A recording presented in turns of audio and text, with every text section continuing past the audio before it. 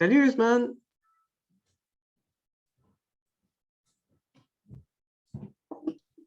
Bonjour Nathalie. Ça va? Cool que tu fais. C'est bon. Bien.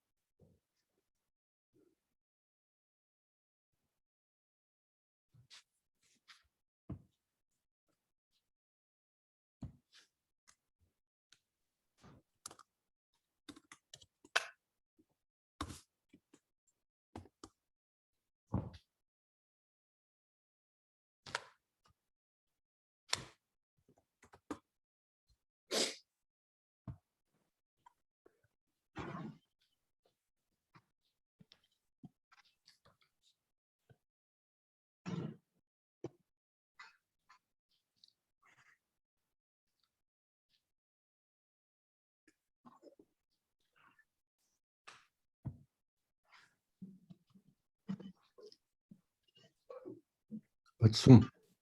Merde.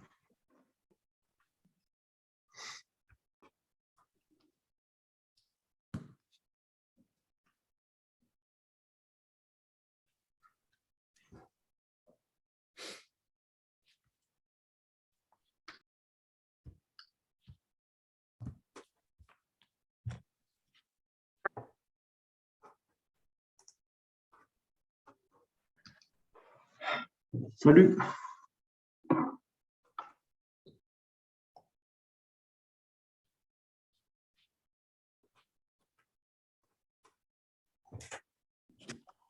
Bonjour à tous, on va se donner une petite minute ou deux supplémentaires pour laisser aux gens le temps d'arriver.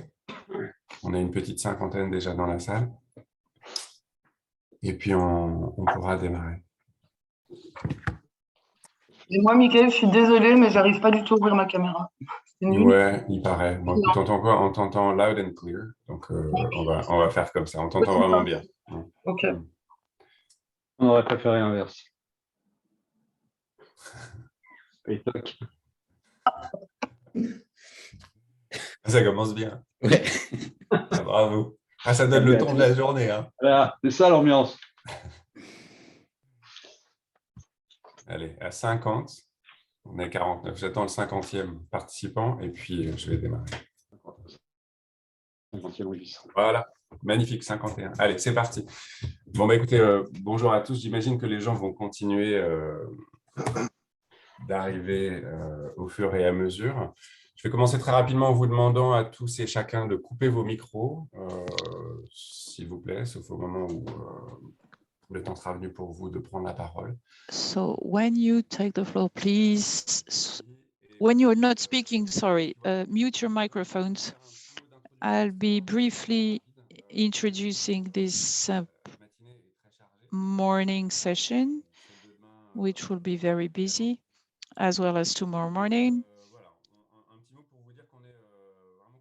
We're very pleased to start and kick off this debate. We've been working on this for months with the medical department, general direction, and people from the Access to Medicine campaign. We would have liked to hold this meeting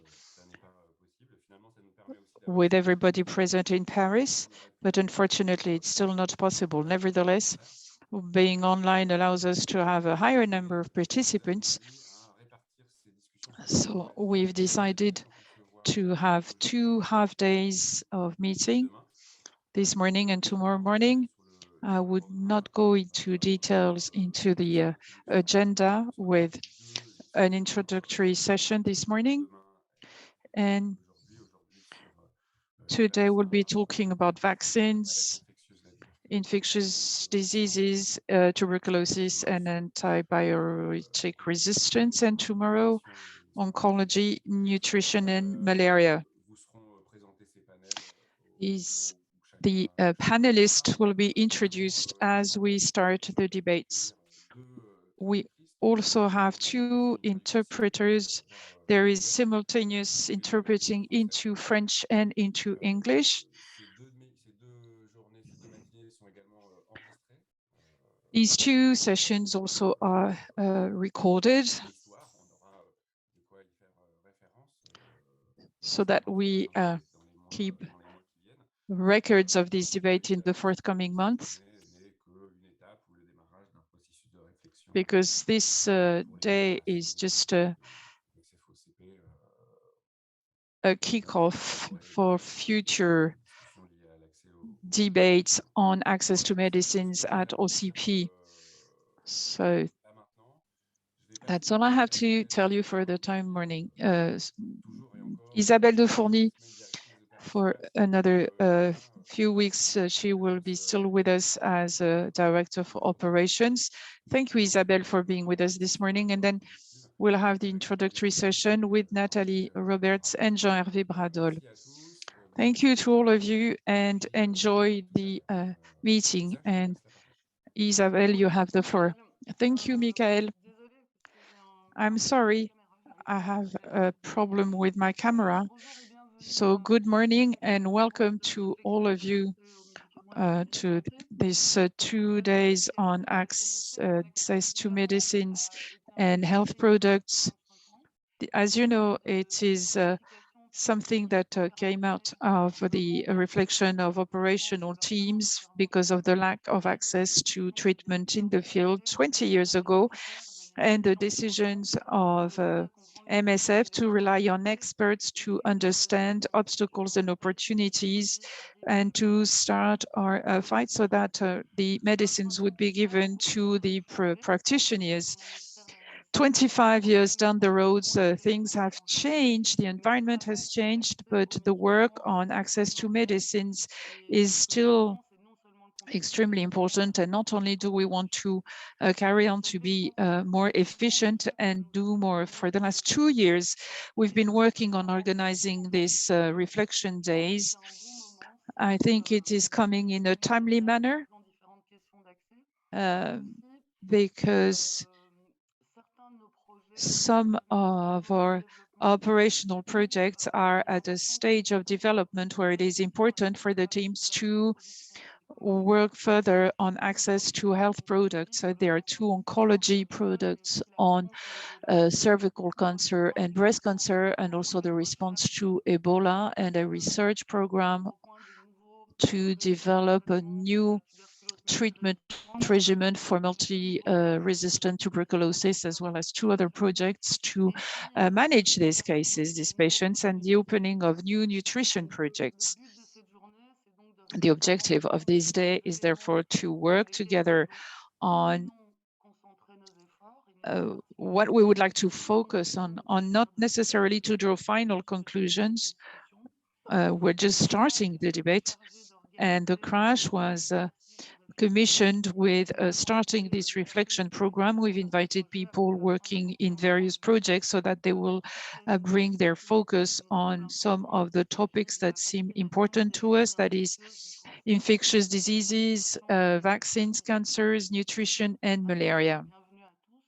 So welcome to all of you. Nathalie, I'll give you the microphone for a brief introduction. Yeah, thanks, Isa. I'm going to talk on English just to Yeah. catch up a little bit. So for those who don't know me, my name is Nathalie Roberts. I work at the Crash. I'm a medical doctor and I experience in operations in the field and in headquarters. I think everyone knows me though. And I just wanted to say that I only really started to think about this subject in some detail when I worked on Ebola that Isa's mentioned. And then further, I've been thinking about it further since I joined the Crash and since I joined the steering committee of the Access campaign. And actually, in the last couple of years, I've had many complex, interesting, really thought-provoking discussions with my colleagues here at MSF and outside MSF in OCP and beyond. What I find is it's not always an easy subject to get a grasp of. And for those of you who managed to watch the videos, we put together the preparation videos. I find myself learning a huge amount, even more then. I still find it sometimes a bit difficult to connect with the concepts of the pharmaceutical industry and what's going on to our daily practices on the field. And I think that's the aim of today, is to try and connect some of those dots. As Miguel mentioned, we've wanted to hold these discussions for really some time. We did start talking about this well over a year ago, in detail well over a year ago, and for different reasons.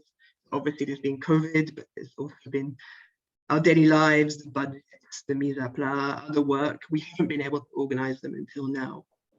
And we were still hoping, when we planned this was supposed to be that we'd be able to meet together in person here in Paris. But sadly, it's still not possible. We made a decision that rather than continue to postpone, better do that now, today with Zoom, and trying to recreate some sort of dynamic of group discussion we would have had if we were all together in the same room. And I just wanted to clear up some confusion before I hand over to Jean-Hervé and acknowledge actually that timing is not brilliant. Even though we've been discussing this for such a long time, it ended up falling on the exact time some proposals have been released for future organization of access to medicines work, MSF. It's really a coincidence, and I want to emphasize that it is a coincidence. Both discussions do, though, however, reflect a huge level of interest on the subject in MSF. But just to clarify, that today's exercise is, as Isabel said, it's about reflecting on what we as medical humanitarian practitioners here in OCP, what we want to prescribe now and in the future, and what stops us from doing that. Those are the discussions we want to have today. The proposals are more about how MSF, we organize ourselves to work on these issues, and that's not part of the discussion today. I'm going to hand over to Jean-Hervé. He has a far greater experience than me on these issues. I thank everyone for being here, and I really hope that these are interesting half days. Jean-Hervé. Intéressant.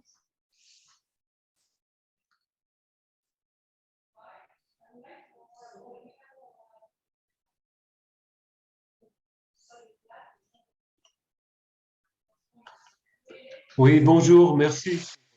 Good morning, and thank you for having invited me to introduce these 2 working days. My name is Jean-Hervé Bradol. I'm a doctor, and I've been working with MSF for quite some time now. And I was present at the time of the launch of the campaign in 1999, and I was a director for operations here in Paris. And one of the members of the first steering committees of the Access campaign. And I would like to greet my colleagues of the steering committees. I'm thinking of Francine Matisse et Marcel Vansos and Jacques Pinel, who've passed away. And I would like to also welcome Rafa, Jean-Marie, with whom I've worked on this topic for many years. Now, how is it that MSF started to work on this access to medicines issue? For good reasons and not so good reasons, for operational reasons and for institutional reasons.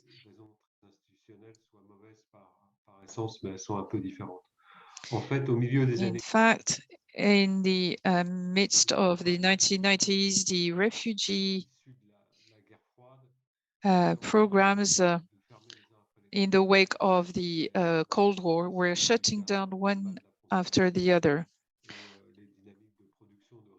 And the dynamics allowing for the management of refugees were disappearing, and MSF was kind of losing its operational market and was searching for other areas to invest in.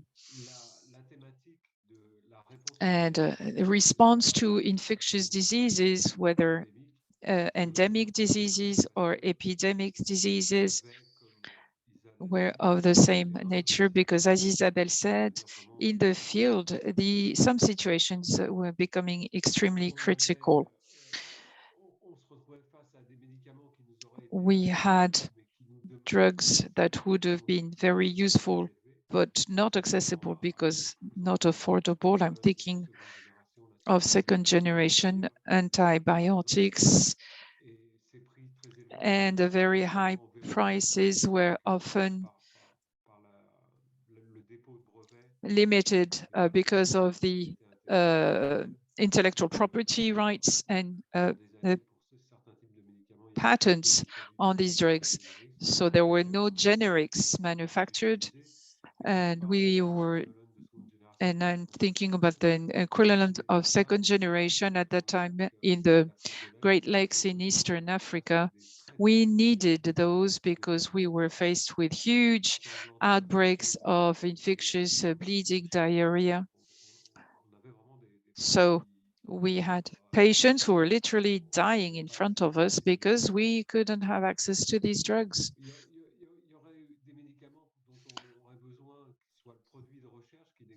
Other drugs were also needed, which could have been designed and manufactured at that time. But when we looked at this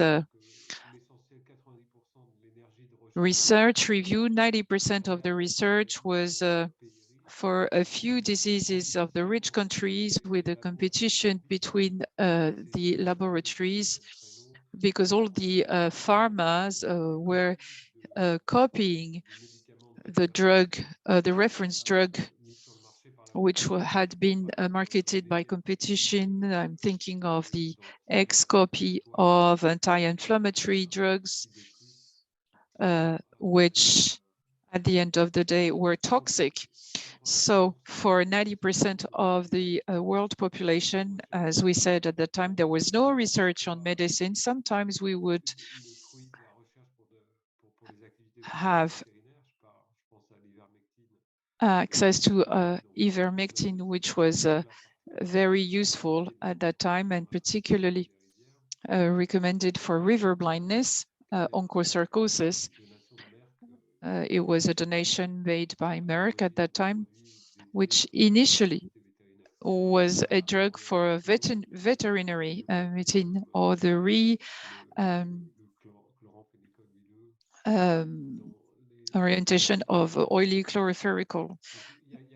So there was no research, literally, and I will talk about it again later.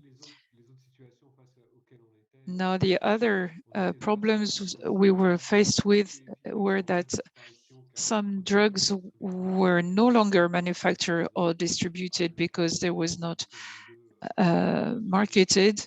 Oily fluoroclinical, the only contractor or manufacturer in the world was in Lebanon, if my memory serves me right, and they were stopping their production. So this drug was no longer available. Well, it was the main leading antibiotic to respond bacterial meningitis, sleeping sickness. Melarsoprol was also gradually disappearing because the pharma company manufacturing it didn't have any outlet for this product, and it was not profitable. So they were, selling off their stocks and inventories in the mid of the 1990s. And for some drugs, such as sleeping sickness drugs. Our logistics office was entrusted for the global distribution of this drug because there were no longer businesses available to do that. Chloroquine was not replaced either. Well, malaria outbreaks started again in Sudan, in Kenya, in Ethiopia, but also in Burundi. And chloroquine and Farxidar, which had been there for a very long time. And the falciparum had become resistant to these drugs in 2 out of 3 instances, depending on the situations, without the introduction of alternative drugs in Africa up to the middle of the years 2000. Same for antibiotics. Cotrimoxazole, Bactrim was the antibiotic for all types of infections. And once the germs had become resistant to trimoxazole, we were faced with treatment dead ends, and even cystitis, which were just simple diseases and easy to treat, could no longer be treated. And there were also highly toxic drugs, the arsenic-based drugs for sleeping sickness. There were no alternative drugs at that time, but the toxicity was terrible. We were killing between 2 to 10% of patients with melarsoprol. And I injected myself patients. We had dozens of patients with these type of drugs, and we were killing them. It was very depressing. And over time, the trypanosomia, the parasite, started to have some resistance to these drugs. So the cost-benefit ratio for this treatment was no longer interesting. So that's for all the observations that were made at that time, all the findings that we made. And we've decided to resume this work in the framework of this 25th anniversary. We wanted to work again on the response to infectious disease. And we had a pharmacist from the pharmacy hospital of Grenoble, Patrice Trouillet, who's explained what were the mechanisms which were underlying this general global shortage of drugs. As I prepared this introductory speech, I've tried to understand what were the main determinants of this situation. And I've identified 4 of those. The first one is that infectious diseases due to living organisms, are caused by living organisms. The physiopathology, the virus, the bacteria, the fungi will adapt to the treatment response, and they will develop resistance. In addition, there are new emerging diseases, and in the 1990s, of course, the star disease was HIV, but there were others like Ebola, for instance, and there were other diseases which we thought were better controlled, but which were emerging, like dengue and tuberculosis. It is often said that at the time, we thought that all the infectious diseases had been eradicated. At all times, mankind thought that all these diseases had been eradicated, but there were also some people criticizing it and stating that it is difficult to state that there was a final victory against the disease, because we're talking about living organisms, and they try and defend themselves. So it's a bit of a myth. And I did my research to prepare my opening speech. It was indeed a myth that infectious diseases had disappeared. It was a wish of many, but in the 1990s, in spite of the historical victory on smallpox, this belief was not as strong as that. And those who had beaten smallpox and led these global campaigns and had been entrusted by the General Assembly of WHO to try and see whether this type of eradication campaign would be reproducible for other infectious diseases and for other epidemics and pandemics. And their response was no, because they said that smallpox had characteristics such that it was possible to eradicate it, but not for other diseases because of their different characteristics. And amongst those characteristics were the symptoms of these diseases, a vaccine which was highly efficient, injection techniques which were appropriate for mass immunization campaigns, and the leaders of these campaigns said that it was very unlikely that similar circumstances would be met to beat other infectious diseases. And in the 1990s as well, a certain number of very powerful organizations, such as the Medicines Academy in the US, which is, and the CIA also had produced a report on the safety threat due to HIV. The international community realized that there was a need to resume the fight against infectious diseases. The second determinant is that since infectious diseases were kind of ignored and that the situation was the one that I explained in my introduction, there was this belief that there would be a solution to put an end to medical inequalities, which was the ideology of the health development. And we have difficulties today in grasping what it meant. It started the Alma-Ata conference in 1978, which set as an objective health for all in the year 2000.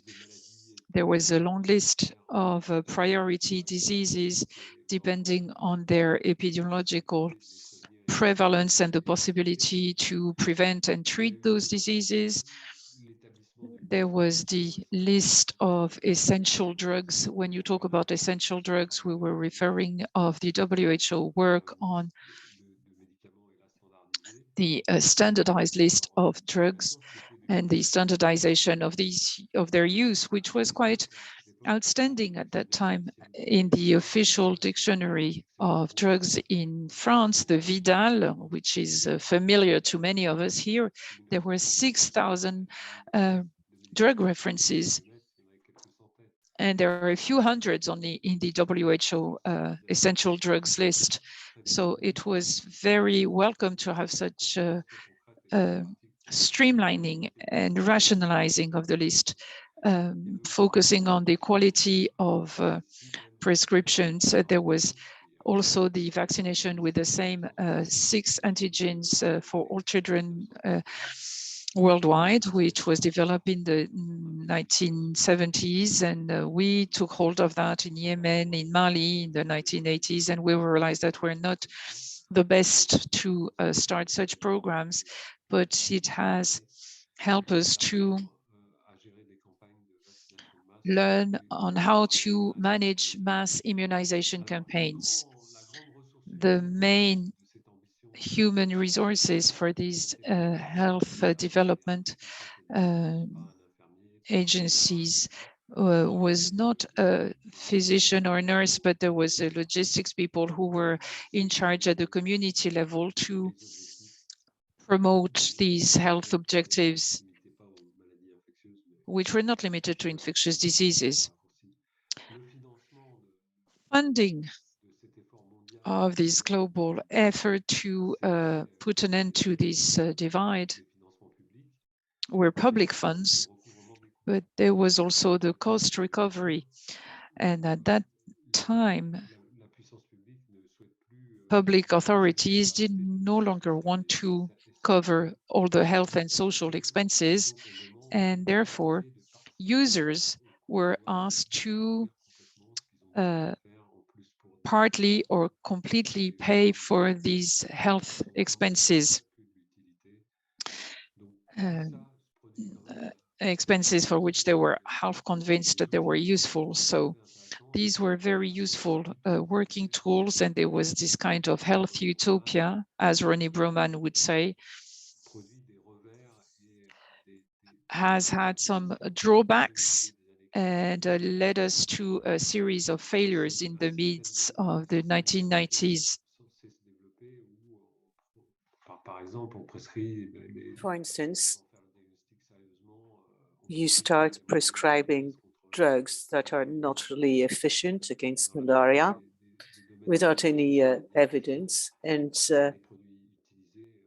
in most of these infectious diseases, well, the drugs that are used start to show some resistance or to run against some resistance and are less and less effective. And this is why we didn't really look into the deficit of effective, efficacious drugs against infections, because we were really involved in this large-scale development of public health, and this turned out to be an illusion. However, in the 1980s, we were strong believers in this trend, which persisted in the year 2000 with teams in Sierra Leone and Congo. They really want to comply with the prioritization set by the WHO, like the adoption of new therapeutic protocols to control malaria.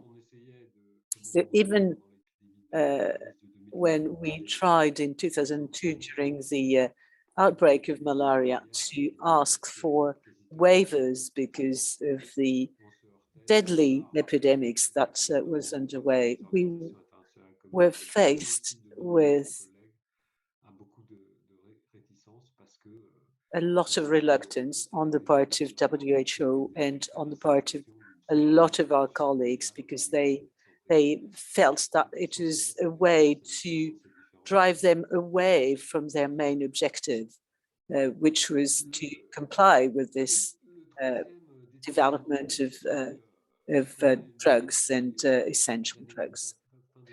The last determinant at the turn of the 1990s to the end of the 1990s is the surge of the free market economy.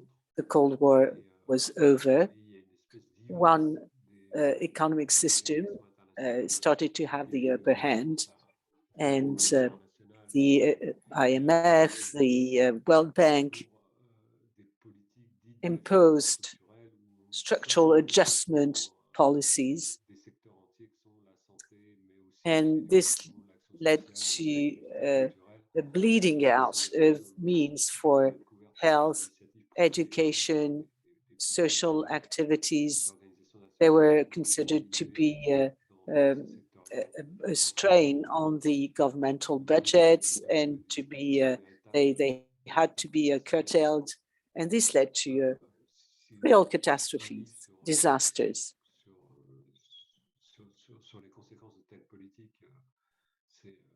There is one book on this, which is the non-so-hospitable hospital, which is a book on the hospital setting in West Africa.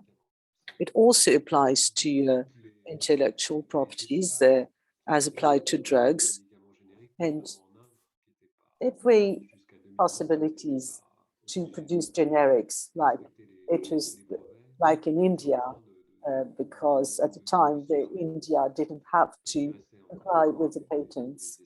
But of course, gradually there is a free space for generics manufacturing started to shrink, and in particular CIPLA, which is a laboratory with which we had a very fruitful collaboration in the field of generics. Now, all these waivers that existed, all these doors that were still open at the time, started to close with very powerful states, powerful nations, and powerful farmers that tried to impose these intellectual rights.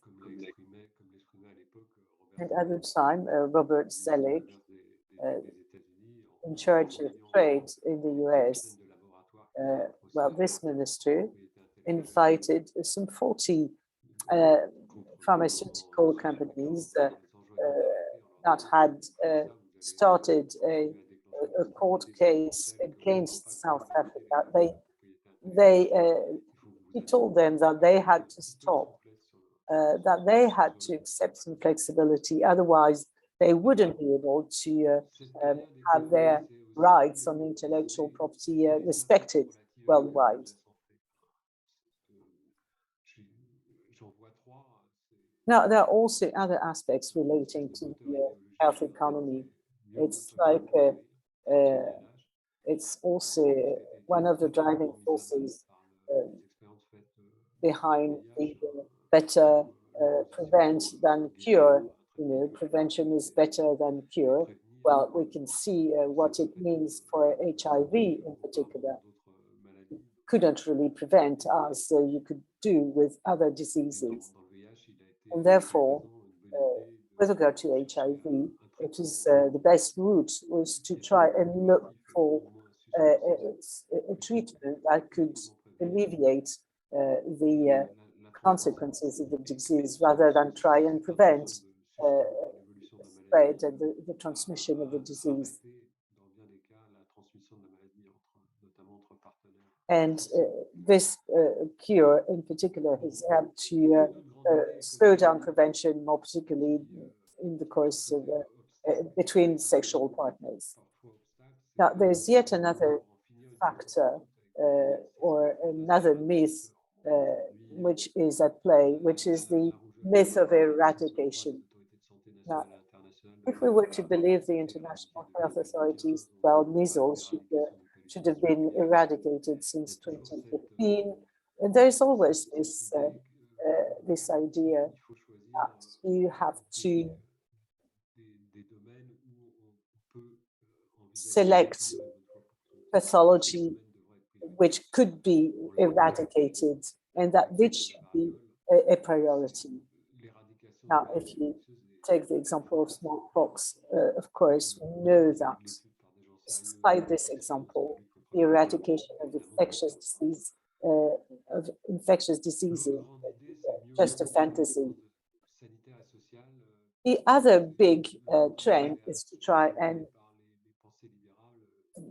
cut down the health expenditure, because it is argued that all these allowances and support given to households is something that lead people to get used to this sort of assistance, and that it's not good. However, it's absolutely essential to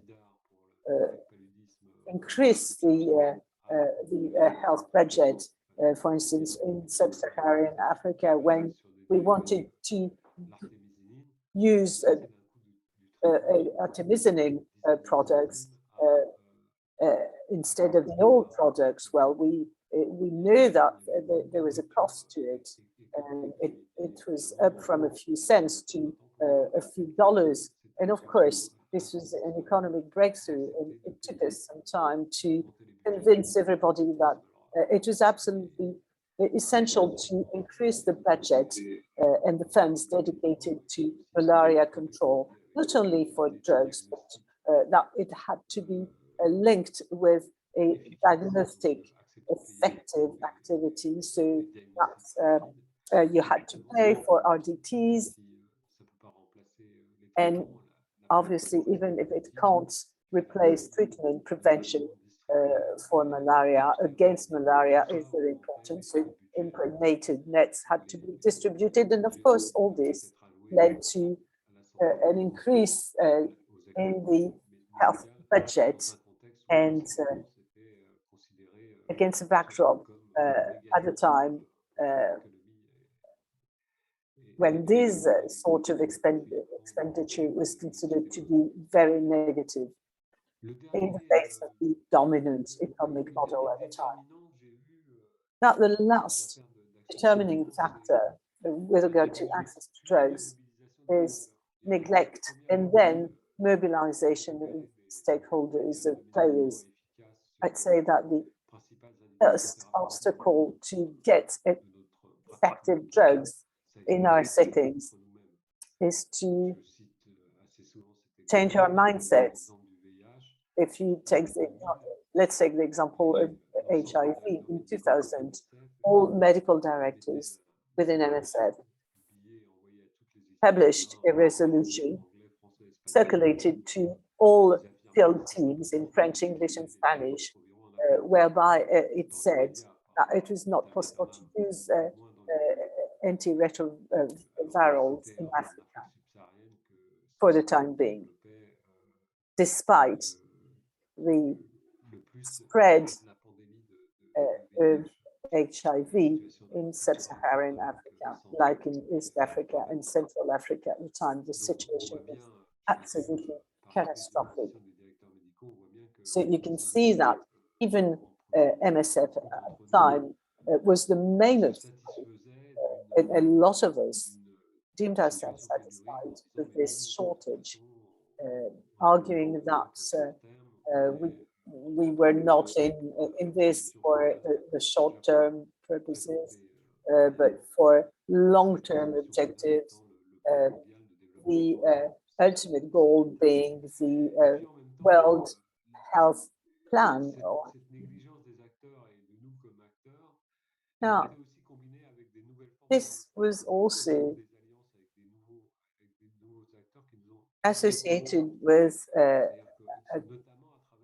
other forms of cooperation, and this concerns not only HIV, and for the first time, we were able to have very fruitful relationship with human rights associations, like for LGBT people, patients associations. So and also forget to mention, we also worked with people and organizations that had a long-standing experience in access to drugs, like Health Action International, people who'd been working on this access to drugs for a very long time, and they shed some light on the mechanisms that could lead to shortages. So all these determining factors, I'd say that they are subjective to a certain extent, because our beliefs, our attitudes, and our partnerships may have led in some cases to obstacles, like arsenic-based treatment to treat sleeping sickness. It takes a lot of convincing power to make sure that our teams use this this drug, which can be very toxic. However, we were also very happy, very lucky in our collaboration with new partners who taught us how to campaign for access to drugs. Now, by way of conclusion, and just to keep the ball rolling and give some food for thought, because I don't want to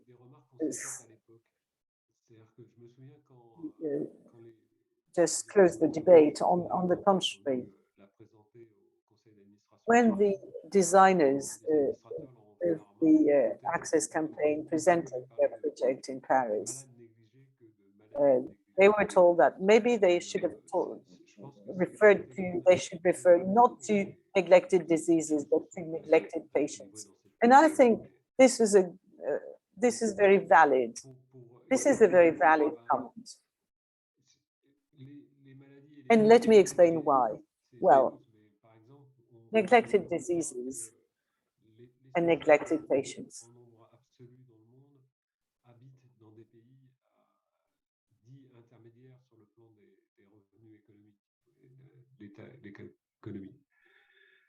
A lot of these people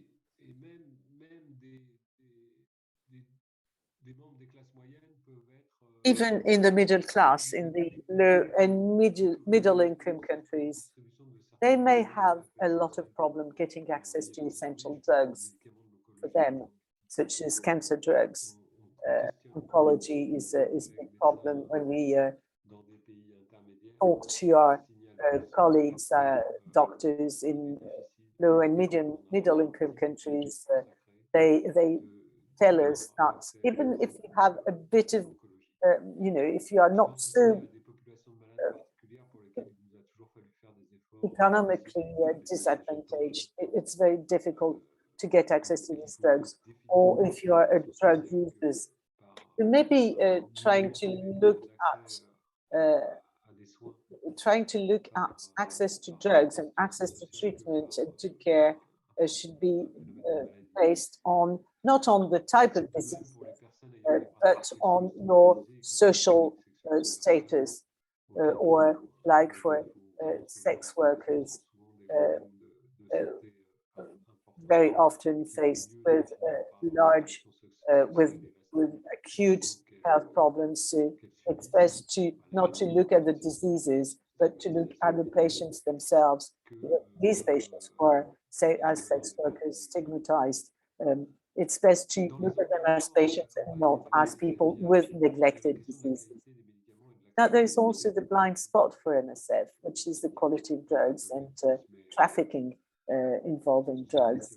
I don't want to dwell too much on that, but it's really the blind spot. And of course, the pharmaceutical industry has understood this, and they pose as white knights against this trafficking. There is also another thing, which is post-marketing pharmacovigilance, and what about the liabilities whenever there is a problem?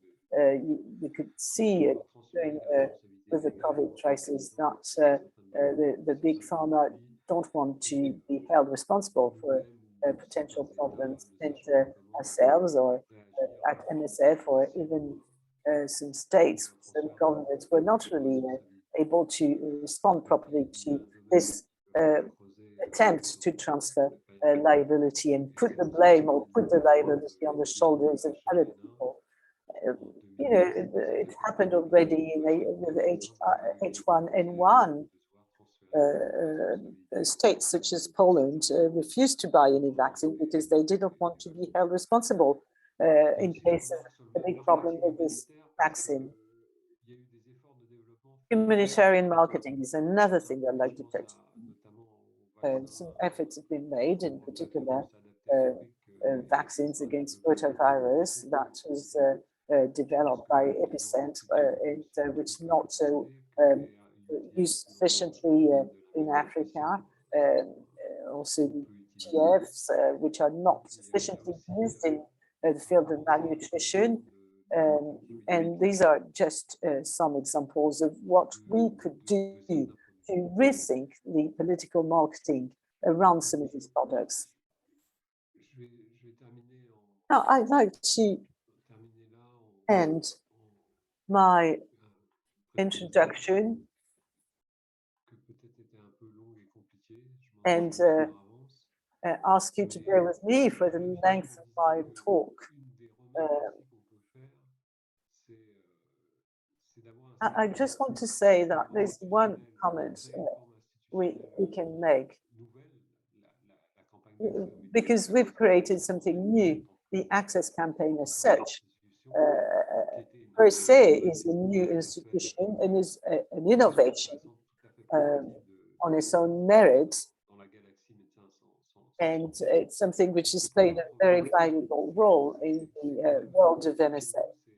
However, it does raise a problem, which is, or a question, which is this one, i.e., are we to be involved or to wage this campaign forever?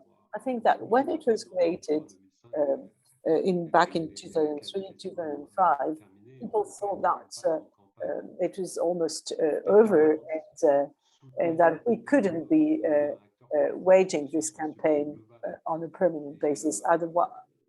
Otherwise, we would become a political player.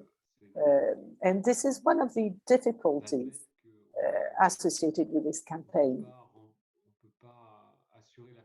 Accepting the fact that we can't really ensure the sustainability of this sort of institution without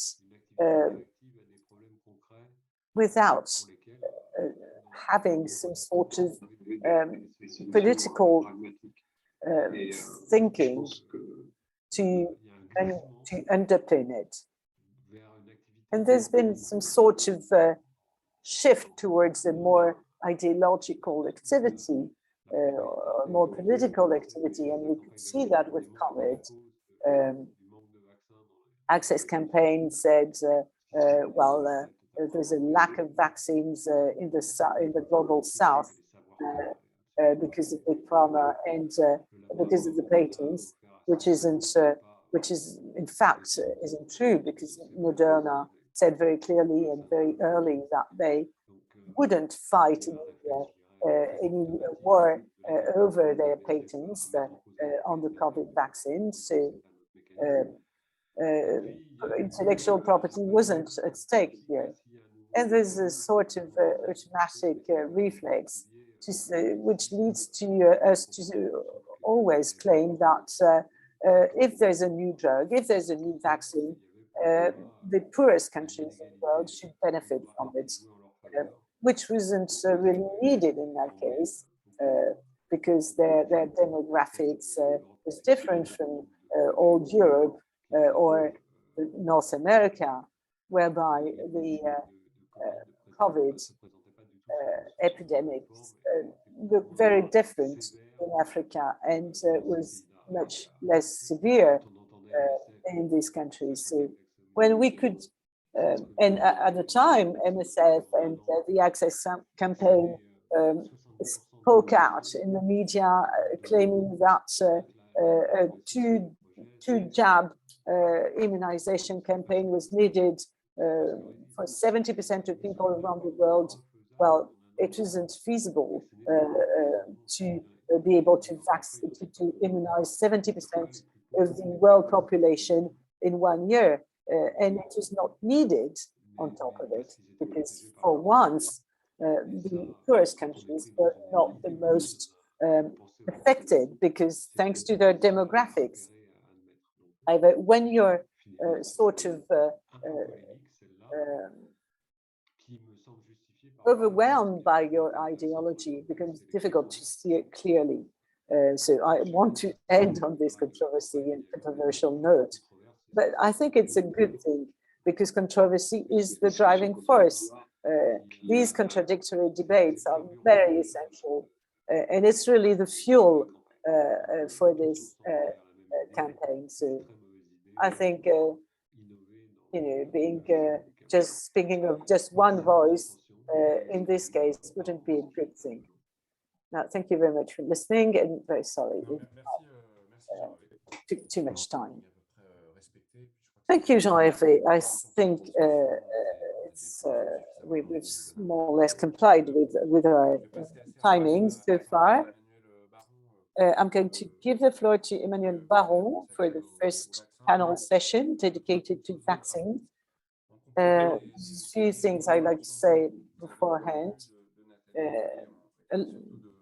Alongside the introductory remarks from Natalie and Jean-Noël, with Natalie, ahead of this day, we decided to give or to present a short brief on what is how are drugs developed, what about intellectual properties, and Jean-Hervé told you we wanted to have a pre-conference or sort of preliminary meeting.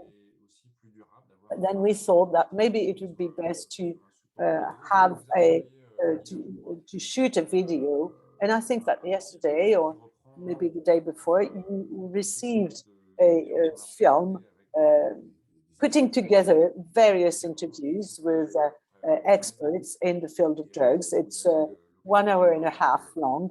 If you have the opportunity to take a look at it in the coming days, I think you'll see that there's a wealth of information in this video, shedding light on our discussions for today and tomorrow. Now, we are on Zoom. You can either be a panelist, whereby you can really participate in the discussions as if you were in the room. And because it's online, we also decided to open up our the discussions. So there's also a streaming link allowing you to listen up to your debates. Now, you can raise your hand, and there's something that there's a tool available in the toolbar at the bottom of your screen, and the moderators are going to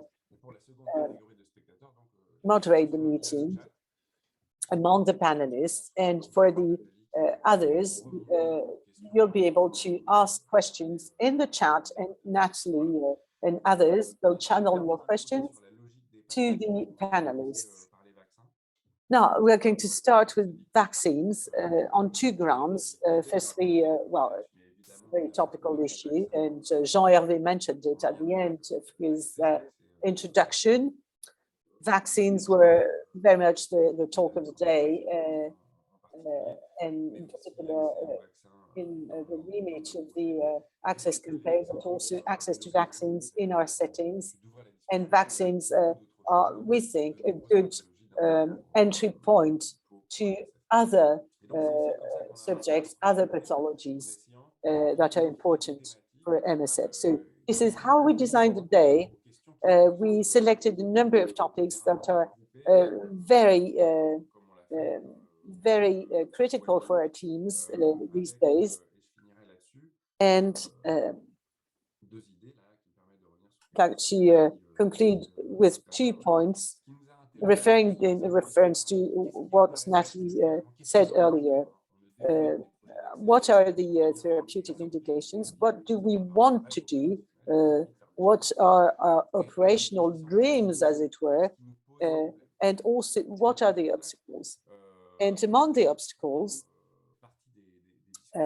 we are going to see today and tomorrow what could be the landscape of what we want to do, what we want to achieve, and what are the obstacles. And you probably identify these obstacles in the program, and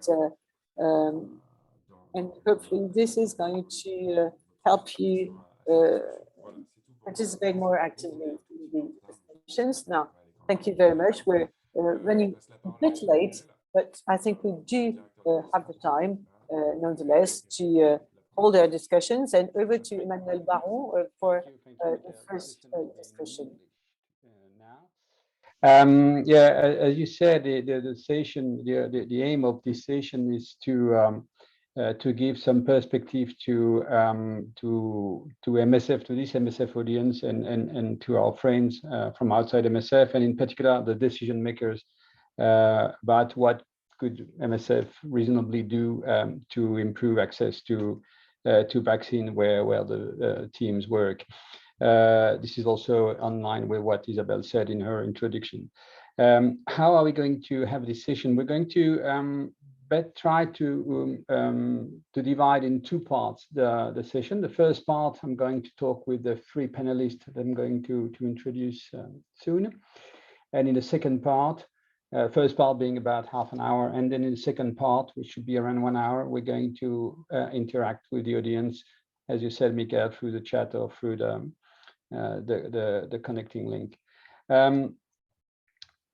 We're going to try in this first part to better describe the landscape and the experiences and the possibilities on which MSF could rely to improve access to the vaccines, and to elaborate further their action for access to better, new or more adapted vaccines. Again, online, as Mikael just said, always with what the teams where MSF works, teams operate. So I'm going first to introduce the three panelists who are going to help us in this endeavor. I'm going to start with Gerald Voss and ask Gerald if he can turn his camera on. Oh, he's here. Hello, Gerald. Gerald is a scientific director of the Tuberculosis Vaccine Initiative and the executive director of Science and People in Belgium, which is a life sciences and coaching consultancy. Also, he used to work, he did many things, of course, definitely in his past, and he previously served in particular as the interim director of Global HIV Vaccine Enterprise in New York, and also has a big experience of overseeing research and development portfolio for diseases of the developing world at GSK vaccines in Belgium. So thank you very much, Gail, to join us today. The second panelist is Nathalie Roberts. Well, she introduced herself. You know well, Nathalie. It was a big experience, many experiences and long experiences of work with MSF, and she's going to bring. She will attempt to bring back in our discussion the reality of the situation, of the context where MSF works, and she will bring us, all of us, back to the reality every time she will intervene. The other also in reality, and Rebecca is another with another background. Rebecca Grace, my colleague at Epicentre, was the epidemiologist and scientist at the head of the research department of Epicentre, who has a strong track record in research and a big focus on the vaccines, not only in vaccines, but also in vaccines. So she will tell us about her experience and about how perhaps research, I'm sure actually research will help to increase access. So I'm going to start with you, Gerald, and ask you perhaps to start with 5-7 minutes of explaining to us what is the landscape of research and development about vaccines, in particular to tell us more about who decides which vaccines, which diseases will be targeted, how does all this work, who sets the priorities, and to explain, of course, to us as well how a vaccine is developed, what are the different steps, and if possible to also give us a little perspective about what different actors are of this ecosystem. So thanks again, and please, Gerald.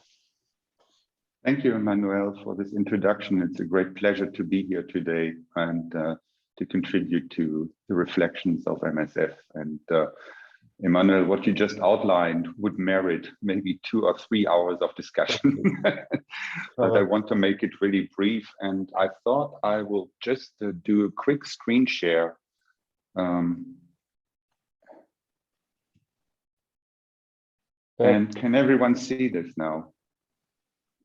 Yeah. Just to make a quick point on how vaccines are being developed. This is actually an online tool which uses TB vaccine development as a means to show how vaccines are developed. And the logic behind this is that you can divide the development of vaccines or also of drugs into discrete stages, starting with discovery, and then with preclinical, and you prepare to move into the clinic. Then you have clinical development, and finally registration and launch. And the point that I want to make here is, as you move along this pathway from very early to discovery, then to clinical development, and then to launch, the technical and scientific risk decreases. So if you're in the lab and you're researching a new vaccine, there's obviously a lot of risk, both scientific as well as technical. And if you move into clinical trials and late clinical trials and you investigate the efficacy of a new vaccine, obviously the risk diminishes quite a bit.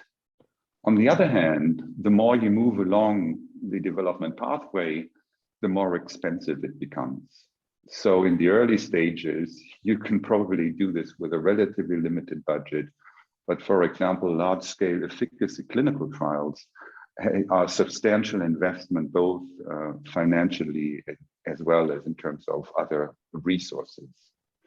So there's a gradient of risk that diminishes and the gradient of investment that increases. And I think that's something to keep in mind.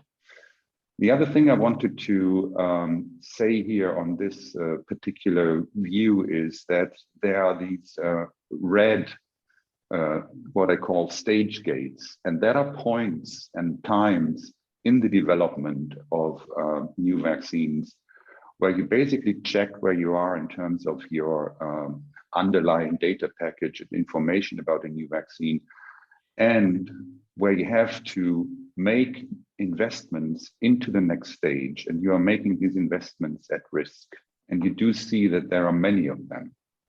So I think by nature, when you move into development of new vaccines, you have to make investments at risk. And if all goes well, and you succeed, you move to the next stage. But I think in the majority of cases, unfortunately, you make this investment and then you find out that your approach doesn't work. And so I thought it was important to understand that logic behind the development of vaccines, but obviously also of drugs. And so if we then think about who is actually deciding at the very early stages of discovery, for example, who is actually deciding and on which criteria is it decided that you should work on a particular target? Well, then I think there are a number of considerations. One, obviously, is the medical need, which I think is an overriding consideration. So if there's an infectious disease out there which does have a big unmet medical need, then it probably makes a lot of sense to try to develop a vaccine against that.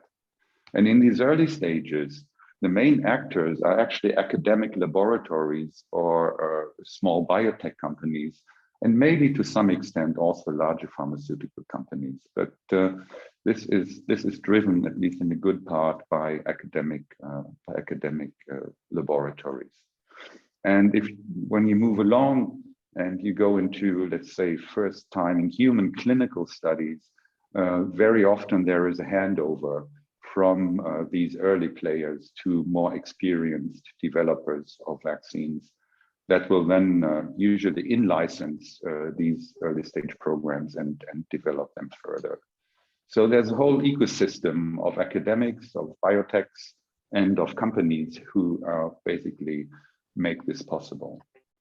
And it's important to understand that if the target is, for example, an infectious disease that has a global medical burden, then I think it's a very straightforward endeavor, because then you would have, at the end of the day, they would have a market that is global and that also includes rich countries. And it becomes much more difficult if your target is a disease, an infectious disease that affects disproportionately low and middle income countries, in which case the usual business model doesn't really work anymore. And that's why we have seen in the past, let's say towards HIV vaccines or malaria vaccines or TB vaccines, we have seen other business models where actually we have product development partnerships, which is basically institutions like IAVI, or in the case of drugs, DNDi, or other institutions that work with philanthropic money and public money, partner with these more experienced development partners, sometimes really big pharmaceutical companies, to develop together these new vaccines that don't really have an attractive commercial market. And so I think that is a model that has worked really to some extent. And we will have an example later on that will illustrate this a little bit more. And so maybe just for the sake of time, I really want to conclude here by saying that vaccine development is really a process that is staged. It takes a long time. When you move along the path, you diminish the risk, but you increase the investment. And you have, unfortunately, a high degree of failure. And maybe I'll just stop here, Emmanuel, for this introduction. Thank you. Thank you, Gerald. Thank you very much. That was very interesting. So I'm going to continue with you and ask you a question, because now we'll come to two examples, tuberculosis and malaria. So let's start with tuberculosis. The vaccine against tuberculosis, the BCG, is about 100 years old. So my questions to you, Gerald, is what are the limitations first of these vaccines? How come we have a 1 century-old vaccine on this disease, which is extremely prevalent and very deadly around the world? That's absolutely astonishing. And what are there any other vaccines in the pipeline against tuberculosis? And what are the obstacles today to new vaccines against tuberculosis? And I know tuberculosis is one of your preferred area of work, if not the yes. Yeah. I think very relevant questions, Emmanuel. And indeed, there's a vaccine out there, BCG, which is actually the most widely used vaccine in the world. And as you say, it is an old vaccine. It was actually developed or discovered and developed in France at the Institut Pasteur in Lille. And it is being used very widely, but it unfortunately has limitations. And the limitations are that I think there's a consensus that it works well against pulmonary tuberculosis in infants. But there are kind of conflicting data in other populations like adolescents and adults. And it is a puzzle that nobody has really understood, but I think the efficacy of the vaccine in those other populations is less than optimal. And sometimes some studies actually show that there's no effect at all. And one of the underlying reasons might actually be that from the original BCG strains, there have been many derivatives and different strains that are actually used throughout the world now. And the assumption is that these different strains, they are not equal. And maybe one of the causes of this discrepancy in terms of data may come from the use of these different strains, which are actually produced also by local manufacturers in many different places. So there's definitely limitations to BCG, but just to also say, the other thing that is recognized is that BCG is also being used because it has non-specific benefits. I think there are many, many studies that indicate that the vaccination of BCG at birth provides you with, I would say, a better immune health, which also helps you with other infectious diseases when you're young and vulnerable. And I think that is one of the reasons why BCG vaccination, at least for the foreseeable future, will be common practice. So that's BCG, but I think there's also a consensus that we would like to have better vaccines. And why don't we have better vaccines now? And I think the underlying problem is that it is a big scientific challenge. Mycobacterium tuberculosis is an intracellular bacteria, and the immune responses that are required to basically fight or eradicate the bacteria are quite complex. And the determinants of the bacteria that would need to be targeted by a vaccine-induced immune response remain unknown. So I think there are many scientific obstacles which have really prevented the development of a new vaccine. There is, though, one example of a vaccine which is called M72, which was initially developed actually at GSK. And that vaccine was tested in an advanced clinical trial in South Africa. And the outcome was that it was able to prevent the development of disease of pulmonary tuberculosis in latently infected people by about 50%, which were the first efficacy signal in a controlled clinical trial, and was very encouraging.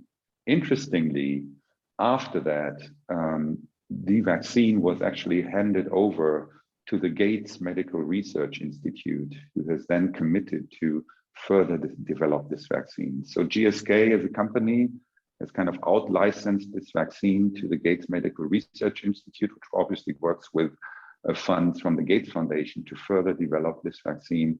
And GSK has made a commitment to supply one of the important components of this vaccine, which is adjuvants. So that's where we are at the moment. There is also one other modified BCG that is currently in trials in India and also in South Africa, which has been developed by an academic institution in Germany, and now has been out-licensed to the Serum Institute in India, who is producing this vaccine and is responsible for these clinical trials, and we will see what the outcome will be.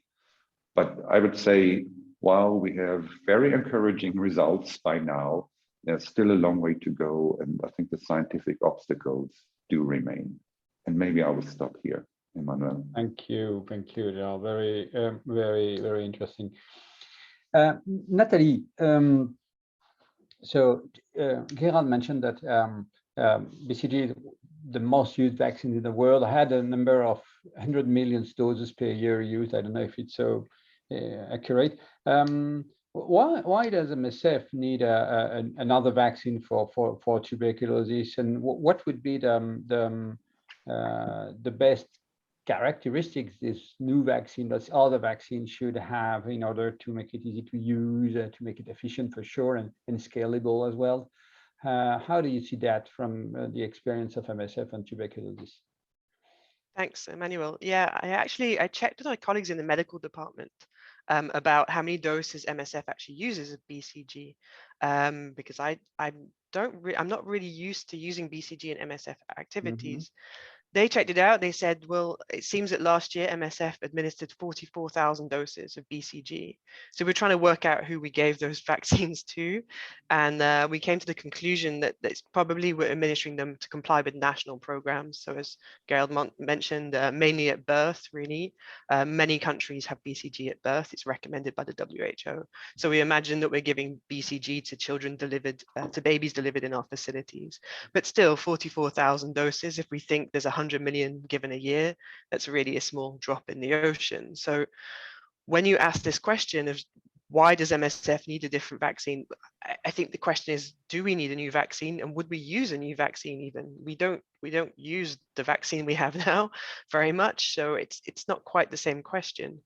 And so if you think about the incidence of TB, yes, it is massive. It's massive also in many of the countries where we work. In 2016, there was the largest incidence of TB in the world was which is over 300 cases per 100,000 per year, was in many countries where we work in Central and Southern Sub-Saharan Africa. So when you look at the map in 2016, it's Central African Republic, it's the Democratic Republic of Congo, it's Kenya. They have some of the highest incident rates in the world, and we work in those countries.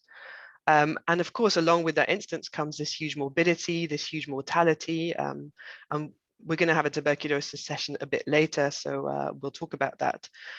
So clearly looking at the sort of global incidence and prevalence of TB, there's definitely a global interest in developing new vaccines. And Gerald has talked about that, as well as the new products to treat TB. But then if you took thinking about MSF, we're not a global health actor in that way. We're not responsible for the global public health. But given that there's such high incidence in the places we work, discussing with colleagues in the medical department, we were saying, well, shouldn't there be some sort of specific interest for MSF to see the situation improve in those places? And would that situation improve without a better vaccine? Because TB is a disease of poverty. It's a bit like cholera. And okay, cholera, we can get rid of cholera in places where there's an investment in sanitation. TB rates decrease as well if we don't have people living in overcrowded, poorly ventilated conditions. But if we think about the places where we work, are the circumstances of the population really going to improve anytime soon? Or are we going to just continue to see this catastrophically high incidence at the general population level, or in specific locations where we work too, like in camps, in detention centers, in slums? And so, you know, if MSF, we did have a new vaccine, we say BCG is not very good, but if you have a new one, would we want to use it? And who for? And you know, is it that we're not using BCG because it's a bad vaccine? Is it because generally in MSF, we focus more on treatment than on prevention of infectious diseases? So we don't do much in terms of preventive vaccination of infectious diseases. Or is it because we're aware of our limits in terms of our impact on global public health issues? So we're going to talk a bit about TB a bit later, but if we put the concept forwards that maybe prevention is better than cure, okay, we might not be able to impact on a global scale, but would we want to put resources into trying to prevent cases happening on a local scale in these places with ultra high incidence, where we're already working and where we're already trying to diagnose people with TB and treat them? Maybe we'd be more efficient if we started trying to prevent TB in some of those places. So if we had a new vaccine, I think it would be there that we could start reflecting on using that, targeting certain populations in countries such as Central African Republic, the DRC, where we know that even if there are national vaccination programs, they're usually quite inefficient. There's big problems with them. And often MSF, we can think about supporting those programs. It doesn't mean that MSF alone would be vaccinating against TB, but would we want to try and work out, you know, some populations in particular where we see the situation's catastrophic and unlikely to improve anytime soon? But, you know, we'd have to think about how that would work. You know, what vaccine would we need? Because BCG is not a great vaccine, but it's relatively easy to use logistically. You know, it's not that complicated to store. It's not too difficult. So if there was a new vaccine, we'd have to try and make sure that it's easy to administer. Ideally, it wouldn't have a cold chain or a simple cold chain, because we're wanting to target these places where we already know that national vaccination programs are quite weak. And of course, you know, TB is such a massive global problem. It would need to be able to be produced cheaply and at large scale. And then I think that, you know, the issue we come to is it's always difficult to convince national authorities and regulators to incorporate new vaccines into their programs. And that could be also a role that MSF could play if we wanted to target certain populations, is start discussing with the national authorities in those countries about how we could support them to integrate a new vaccine. Okay, thank you, Nathalie, for this precision.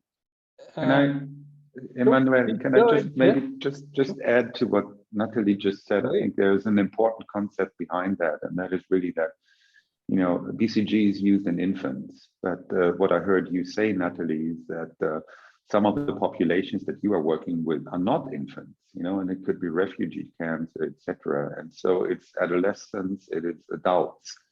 And I think what everyone's thinking about in new TB vaccines would exactly be targeting those populations, which are, by the way, also the engine of the TB epidemic. It is assumed that adolescents and adults, they are driving the epidemic. So a new vaccine would need to be able to target these different populations, which I think is an important concept. Okay, yeah, thank you. We're going to switch to another example on malaria. We'll let everyone know that there is 1 hour of discussion where you can ask questions to the panelists and discuss together. We'll moderate that right after this half-an-hour introduction. So I won't take any questions, as I said before, the end of this first part. On malaria, Gerhard, to come back to go to another vaccine, switch to another vaccine. So there is, yeah, it seems now there is something coming up after years of failure, of difficulties, of hopes. There is a vaccine.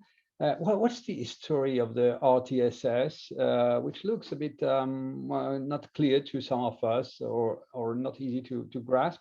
Who decided what and when? And are there any other ones in the pipeline? Yeah, Manuel, the malaria vaccine, RTSS, is a striking example. In fact, the work on that vaccine started like 35 years ago in the US, in a collaboration between the US Army laboratories and the predecessor of what is now GSK. And in the 1990s, this vaccine got a big push in terms of its development because of something that was quite unique. And that was the fact that in malaria, you have at your disposal a human challenge model. So you can basically, under controlled circumstances, infect people with Plasmodium falciparum, and then investigate the outcome. And if there's an established infection, you can treat with chloroquine because the strain you're using is sensitive to chloroquine. So it is safe for the volunteers, but it has a huge advantage in the sense that you can test vaccines at a very early stage in these experimental medicine studies. And in the 1990s, there was the first signal in a study done at the US Army Walter Reed Institute that the RTSS vaccine, in combination again with an ingredient which is an adjuvant, was actually able to prevent infection with Plasmodium falciparum. So that was a huge push for the vaccine. But then it still took like 20 years to further develop this vaccine. And I think the problem there was, again, that malaria vaccine was not really a commercially viable target. Initially, it was thought that there would be, for example, a traveler market, but it turned out very quickly that that wasn't really the case. So the primary focus was really on infants and young children in sub-Saharan Africa. And so in order to enable the further clinical development of this vaccine, there was a public-private partnership that was developed then with the Malaria Vaccine Initiative and GSK, who then executed a quite complex clinical development plan, because you would also have to carefully move from these first studies in adolescents into the field, first in adolescents and then older children and then younger children. And this was quite complex and took some time. But finally, there was a big field study that confirmed the efficacy of the malaria vaccine at about 50%, which is not what everyone had hoped for, but it was a substantial signal. And there was some economic and health modeling that indicated that the use of this vaccine in those countries in sub-Saharan Africa would have would have a significant public health benefit.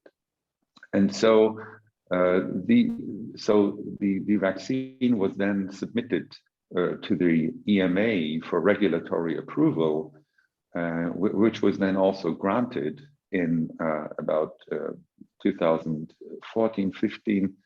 I don't remember exactly anymore. And so this was a new malaria vaccine that basically had regulatory approval from EMA. And then EMA worked with WHO under a provision which is called Article 58, where WHO would recognize this regulatory approval to then provide policy and use recommendations on whose basis then the vaccine would be procured and used in these countries.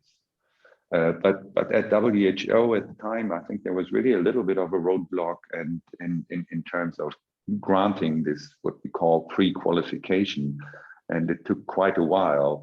And in the end, the story was that WHO took a position to say, well, we are not going to provide this universal recommendation, but we want to have demonstration studies in some selected countries. And so these demonstration studies were set up and were executed. And the point is that those studies took, again, a number of years. And so in the end, the vaccine received a pre-qualification from WHO as well as policy recommendation.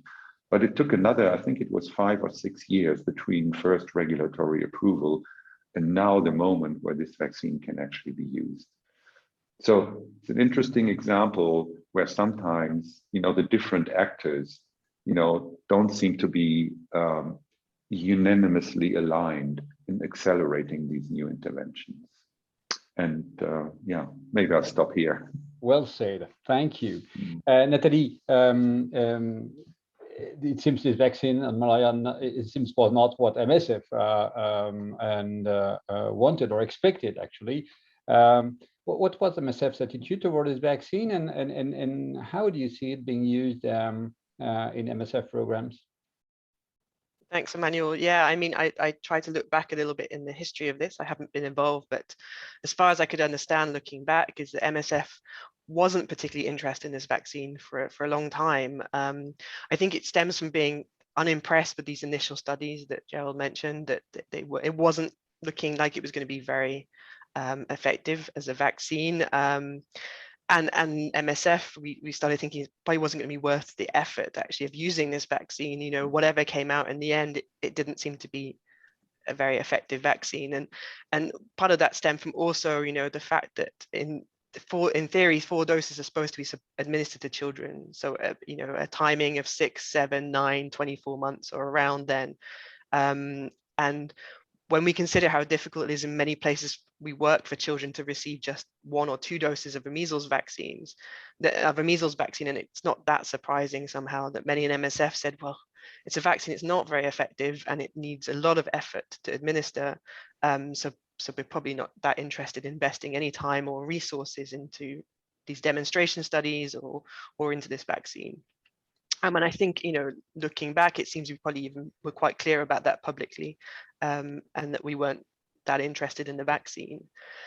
However, on the other hand, that now what we understand, what's emerging is that when this vaccine is used and combined with other interventions, so notably seasonal malaria, chemoprophylaxis, and bed net distributions, both of which are activities that MSF implements in many fields, then we do see much more convincing results, particularly in those hotspots where malaria is such a huge problem today. So, for example, some of these demonstrations showed when you use this vaccine with SMC together in studies in Burkina Faso or in Mali, there was a much bigger impact than when either was given alone. So you could actually, in the end, result in a 70% reduction in hospitalization and mortality from malaria. And in fact, even a 50% reduction in all-cause mortality in these locations when the vaccine and SMC were given together. And that's excluding injuries, but that's a huge reduction in all-cause mortality in these malaria hotspots, where we see that a lot of the mortality is just down to malaria. And that's actually much more impressive. I mean, alone, it's not a great vaccine, but when combined with other things that we're already doing, we could actually have quite a large impact. So, ideally, yes, a better vaccine will emerge, and better vaccines probably will emerge.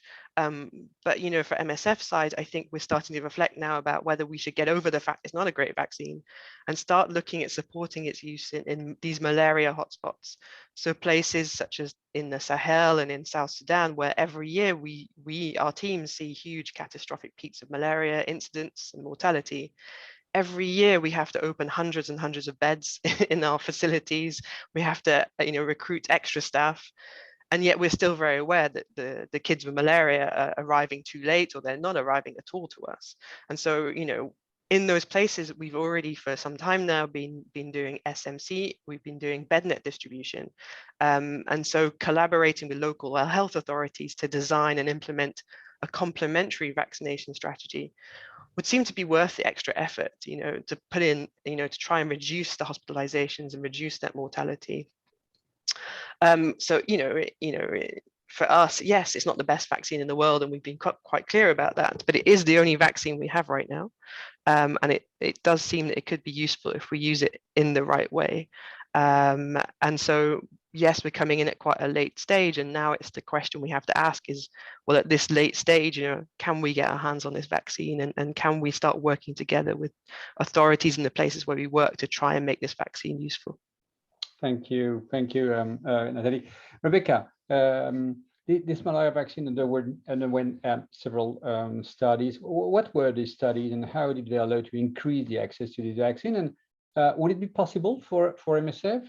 Do you see a place for MSF to engage in a clinical development of phases of a new malaria vaccine? Mm-hmm. I do. So I think Gerald briefly went over what some of those studies were. They were in the clinical development phase, and then also after the rollout. But maybe just to touch upon a little bit of something that both Gerald mentioned and also Natalie did. I think with vaccines, there's a couple things to keep in mind, and then I'll switch to a little bit of malaria. So ideally, when we talk about is a vaccine good or bad, that depends. I mean, I think everyone agrees that a perfect vaccine would induce an immune response, that it's not only durable, but it's also broad enough to protect against any type of evolution or mutation. But with malaria, I think Gerald's explanation was truthful and also potentially a little bit humble, because malaria is a parasite, it's not a virus. And so comparing the malaria vaccine to what we've experienced with COVID is problematic. The parasite is a fully independent organism with all the little bits that it needs, whereas a virus invades a cell and can't replicate on its own. So the parasite, people argue about whether it's alive or not, but it's got everything it needs. And it's been able to evolve for millennia and has become very advanced and very smart. So the development of a vaccine for malaria is inherently difficult.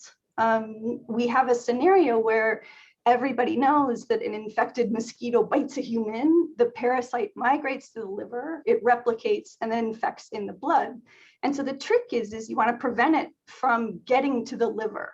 And so the RTSS vaccine and another one in development, which is called R21, instead of targeting the parasite itself, it targets a protein that helps the parasite find the liver. It tries to prevent that from happening. And so RTSS is not only the first vaccine against a parasite, which is an amazing achievement and something which we tend to underestimate, but it's also something which is going to take many different hurdles and many different groups to improve upon over time. And so Natalie mentioned the benefits of this concept of a perfect vaccine. The one from malaria, it's not 100% efficacious. It's not that perfect vaccine that I described, but it can have an incredible impact. So another vaccine which is in development, which has that same idea as RTSS, is one called R21. Mm-hmm. And it's essentially a cheaper version of RTSS. It probably will perform the same as RTSS, the way that both Gerald and Natalie described. And so these questions where Natalie was explaining the the operational relevance of a malaria vaccine and how that could also potentially reduce burden on programs, but more importantly, reduce the burden of disease in the populations where we do have programs. There are many places for MSF and all of its entities to intervene in this process. And the first point I think I'd like to make is that access isn't just about the final price. There's lots and lots of work by many different groups that go on and intervene at many points in this process. One can intervene at the beginning, which is something called a target product profile, which I think Gerald will discuss later, and was also very well described in the introductory video by Natalie Stroop. She did a great job explaining how this works. Okay. And that's an important aspect for MSF to raise its voice and establish what are the needs? What should this vaccine look like? What is it that we want? The second part is during the process. So during those phases that Gerald mentioned and at different stage gate points, and with an understanding that the overall risk in terms of a scientific risk may decrease over time, but the investment does increase. And so there, MSF can participate, and Epicent certainly has participated during this development to intervene in that process, not only actively in participating by conducting trials and participating directly, but also in terms of weighing in and ensuring that things happen. And so there's a couple good examples of how things that seem minor are actually quite major for the people that we do hope will benefit. One is in the definition of who is included in a trial, even when it's in late stage development. For example, in pediatric vaccines, one of which Jean-Hervé mentioned, which is the rotavirus vaccine, do you include children that are malnourished? Do you include children which may be HIV positive? And that late stage, that clinical efficacy phase, that has an impact in terms of how the vaccine is then licensed and used later. So including those things, raising our voices, and also actively participating is an important step. Another example of that, even after licensure, we did a recent study at Epicent on yellow fever vaccine, where the WHO recommendation was a little too narrow in response in order to be used for MSF in an easier way, but not just MSF, everybody else. And that dealt with the possibility of using fractional doses, but also addressing all of the WHO pre-qualified vaccines. And in addition to that, ensuring that both HIV positive individuals and children could also be included.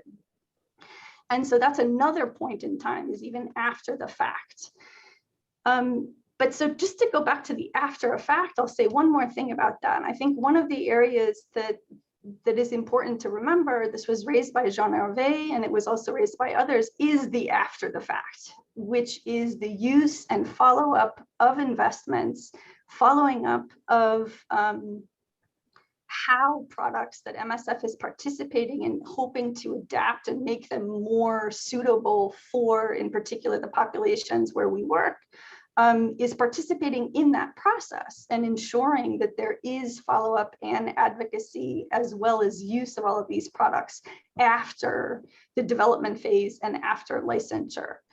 I don't know if I answered the question completely, but those were just some of my thoughts. No, you're answering the question, and you're going a bit beyond with other examples about how MSF could get involved through Epicent, through studies in a future access of drugs. And the example of malnourished kids in the rotavirus vaccine trial is absolutely a good example. So we'll certainly come back to that with some questions, Rebecca. But I wanted to ask, and online with what you said, a last question to the panel, actually to Gerald. So you see a place, from what you know, Gerald, from MSF, and with the experience that was described earlier by Jean-Hervé, and what was just said in particular by Nathalie and Rebecca, do you see a place in the early phases of vaccine development for MSF to influence the characteristic of the vaccine? And again, you certainly will mention TPP. Again, I will insist, as Rebecca said, if you want to know more to the audience about what is a TPP and how important that is, a target product profile, The first part of the video and the description, how Natalie from the NDI explained that, is very clear and interesting. Please, Gerd. Yes, can you hear me well? I got a Very message well. that it was not, okay, Yeah. great. No, I think, Emmanuel, in a way, Rebecca has answered the question you are posing here. But let me just, re-emphasize two things that Rebecca said, I think, quite clearly. Overall, I think it depends on MSF's ambition. Where do you want to be in this space and in this place? And when it comes to early development, I think there are two considerations. The one which Rebecca also referred to, MSF has been conducting clinical trials, which have a great value. You mentioned yellow fever. There's also this other example of the large Ebola vaccine study in the Democratic Republic of Congo, which would not have been possible to execute without substantial support from MSF and Epicentre. So I think, if your ambition is to facilitate clinical development in these places, then, I think you've been quite successful. And I would personally hope that you continue to be active in that space. But when it comes to really early development, the other key consideration is the TPP, in fact. And I think there may be a role for MSF to influence and provide input into the TPP. And I could see this in collaboration, for example, with WHO, because WHO is basically setting up target product profiles for quite a number of infectious diseases that are a priority for WHO, including TB. And setting up the TPP, or what WHO sometimes also calls preferred product characteristics, provides the framework and guidance to developers on what is expected in terms of product properties, so that it be suitable to be used and implemented in low and middle income countries. And I think there would be a role for MSF with its connection to kind of the operations and into these remote places, to provide really input on how the characteristics of such a vaccine should look like. And it could be things like, thermostability, so that it is suitable for the cold chain, for example. It could be certain ways of administration that are more suitable than others. And there are a lot of people who think about vaccine patches, for example. Is that something that could ultimately replace the administration by syringe, or is that just a dream that will never come, right? But that type of input from MSF as an important player in the overall environment, I think would be very, very welcome and useful. So it's about contributing to the clinical development, and it's about the TPP, where I see definitely two major areas for MSF to contribute. Thank you. Thank you, Gerd. So now we're going to switch to the audience with a question. Well, some time for that. So let me see. I think Kathy Uisan. Hi everyone. Please go ahead.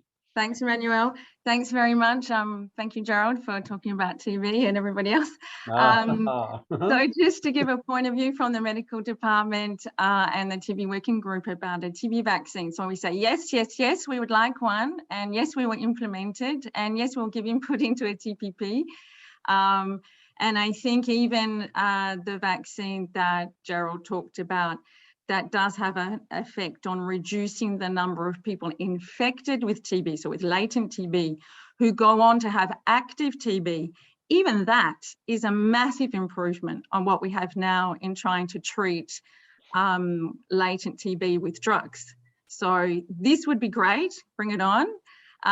But a vaccine, obviously, BCG is a great vaccine for preventing severe forms of TB in young kids, and it is very widely used, not by MSF, because national TB programs are very good at doing it, and the coverage with BCG today is massive. It's better than any other vaccine. I think it's excellent coverage, and luckily MSF doesn't need to get involved in that. We use it in maternities where babies are born because it's done at birth.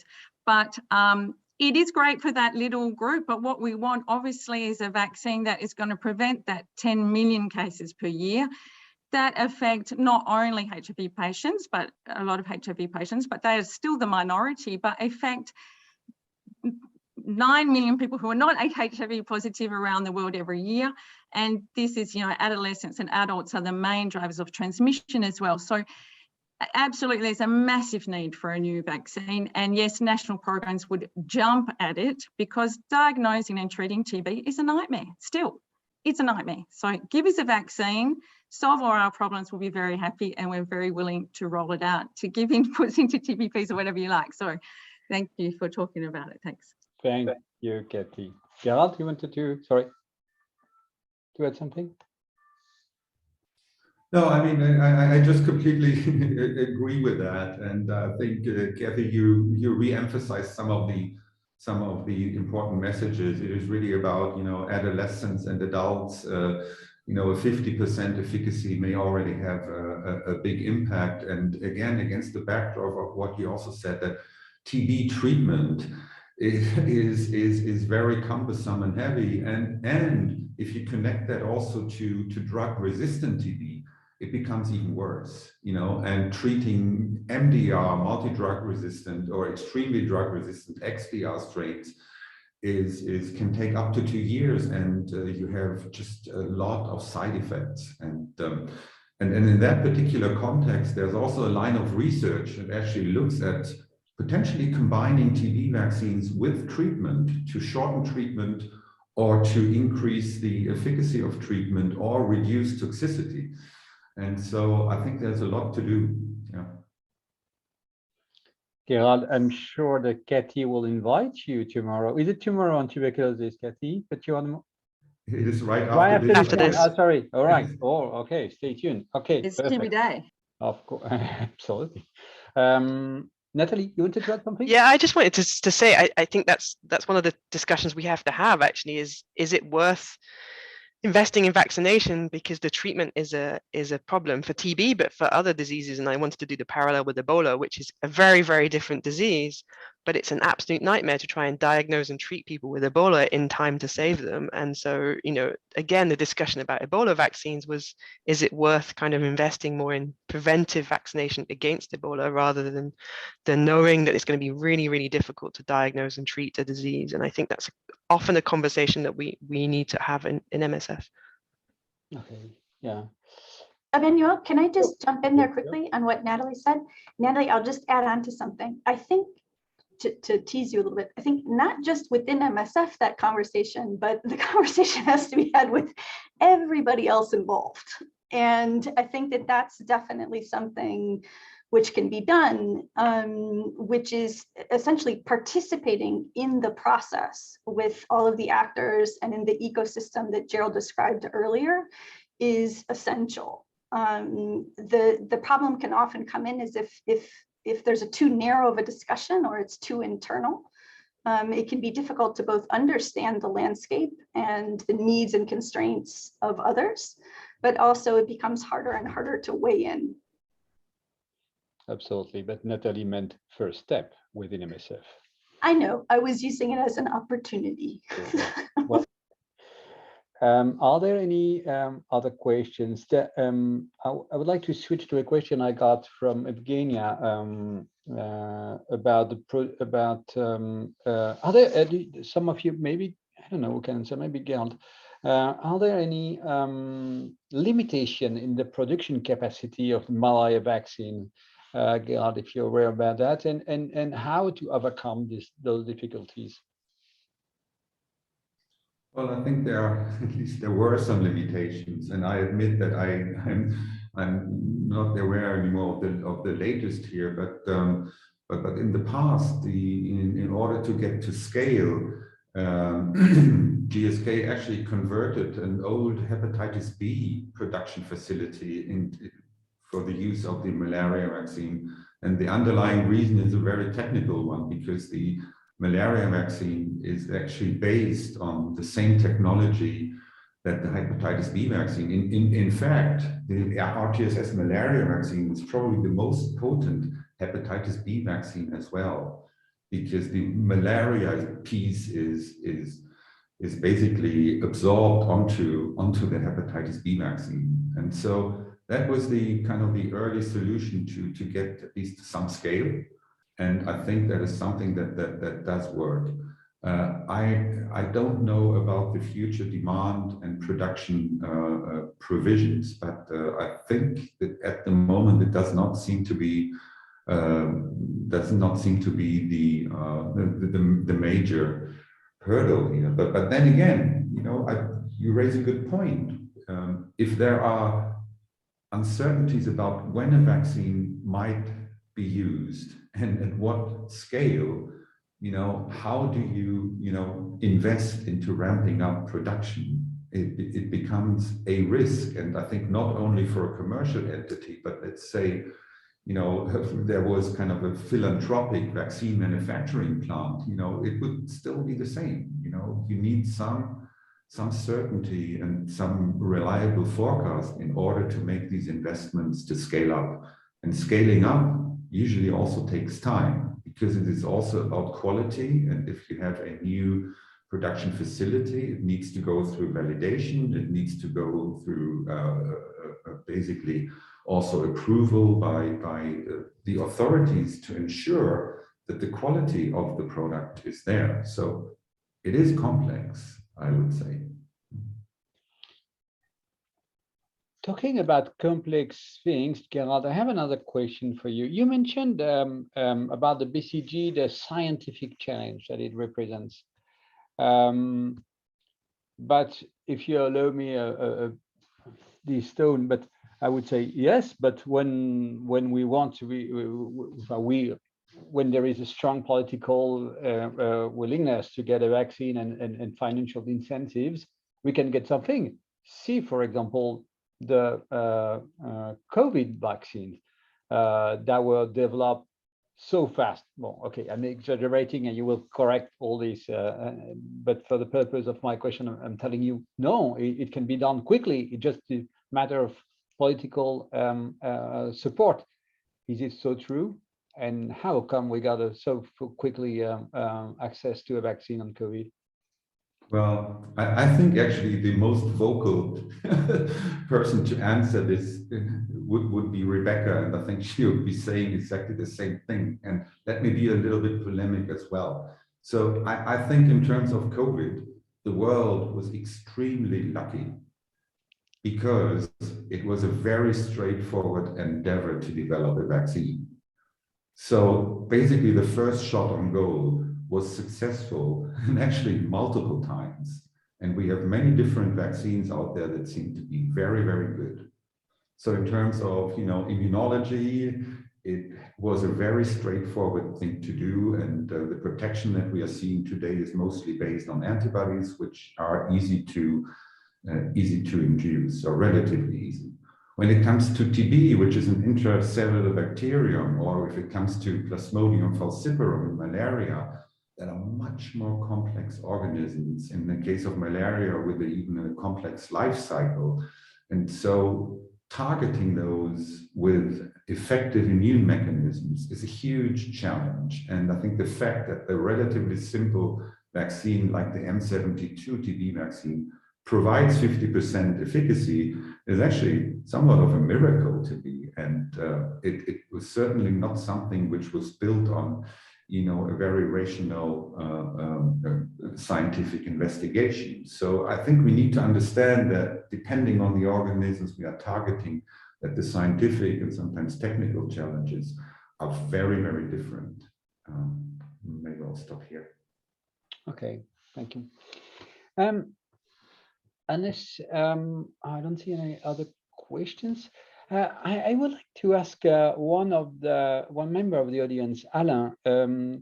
Alain is a pharmacist at the Access campaign, and Alain, I know that you have we spoke about it together. You have an opinion also about one of the main actors in research and in global health, about whom we have not spoken at all so far, which is quite rare in the world of global health in general, with Bill Gates. Gates as a model of for supporting the development of new vaccine, therefore increasing access somehow. And you have quite an opinion about that. Can you describe it and tell us more about that, Alain? And thank you for joining us today. Yeah, thank you for your question, Emmanuel. Maybe just before answering the question directly, I think if maybe I'll do it in French if it's okay. I'll be more it's easy, I think. Donc, avant de répondre à la question vraiment sur before giving you my opinion on the Bill Gates Foundation, maybe there is one thing we didn't mention in the film. Discriminating between the chemical entities, the drugs and vaccines, which has to do with access to existing vaccines. It's something which is absolutely critical. Some of the existing vaccines are fairly new. They were invented at the turn of the century, of this century, and it's important because contrary to what you have for drugs, you don't have this notion of generics, and you can't just copy a vaccine. And even if you sort of copy the vaccine, you must go through the development process, preclinical and clinical development, which explains why there's such a long time between the marketing of a vaccine and the time when you see the equivalent vaccines manufactured usually in India, because India is the largest vaccine producer in the world. 70 to 80% of vaccines in Africa come from India. And likewise for MSF, we buy from India. And it's important because these new vaccines, some of them are in the immunization programs in the global south, and their introduction depends on their price. Like if you say the conjugated pneumococcal vaccine, the Prevnar, it was introduced in Europe in 2001. The first equivalent from India was put on the market in 2020. So 20 years needed to reproduce something that already existed. And if you consider rotavirus or the conjugated meningococcal vaccine, these are essential vaccines in our fields. And if you take a look at the lag time, the lead time for these quote unquote generic equivalent, well, it takes them 20 years to get them. And in some cases, you get a big pharma that has the monopoly, or two big labs that have a monopoly. So we'd like to reduce this time. And a way of doing so is to set up a consortium. And there's one example of this, which does illustrate this, what could be done. And it's one of the first projects on which the Gates Foundation worked. It's the meningitis vaccine. And they say, well, there are excessive outbreaks of meningitis A in sub-Saharan Africa. So can we get a profile of products that would be tailored for this context, for this setting, based on their needs? And this is where the problem of price came into play. And the countries tell us, well, we can't pay more than 50 cents. And this is where all the Western pharmaceutical companies said, well, sorry, but we can't give you this at 50 cents. And there was just one lab in India that could accept it, but they didn't have the technology. But the Gates Foundation with WHO and PATH, they were able to find a technology from the NIH, which is a public body in the US, and publicly funded, and they have a technology for conjugation and another technology for polysaccharide from a biotech in Holland, and also the anti-tetanus toxin. And so this is a true cooperation whereby instead of taking 10 to 15 years, they could wrap it up in 7 years, and they completed it in 2009. And the Canadian regulatory bodies supported the Indian authority. So much so that when there's a true cooperation and that there is a huge effort being made, it is possible to shorten the delay. And this is going to have a huge impact. And once I get a Prevnar costs 50 euros in France, what has been negotiated with the French health authorities, and the Indian equivalent is 2 euros. So the pricing approach is different. There was also R&D. It's not the same approach as for generic drugs, but the impact on the price is significant. You've talked about COVID, and I agree that we were fortunate when it comes to COVID vaccines. And talking again about technological transfer, and the Health Institute of India, they've had a technological transfer from AstraZeneca, but the regulatory approval was granted. It's Oxford University which developed it, but the original vaccine and the vaccine was the object of a technological transfer to India. So COVID cannot be an example to generalize our conclusions, but it shows how much the involvement of the developer of the vaccine can help and shorten the deadline. Thank you very much, Alan. I'm told that Julien has questions. Julien, my questions were put on the chat. What about the funding model for the neglected tropical diseases? Is limited because it's based on Gavi, on the Global Alliance for the Vaccine Initiatives, the Gates Foundation, philanthropic and charities.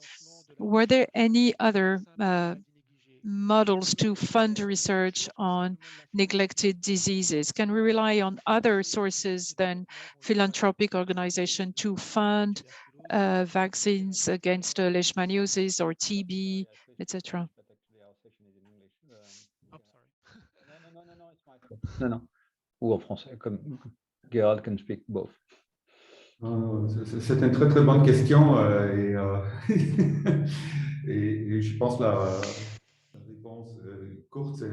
Short answer is that there are no other possibilities and opportunities for the time being. But there are two things to be said here.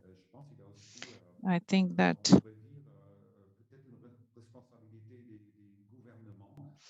public funding from governments could be considered.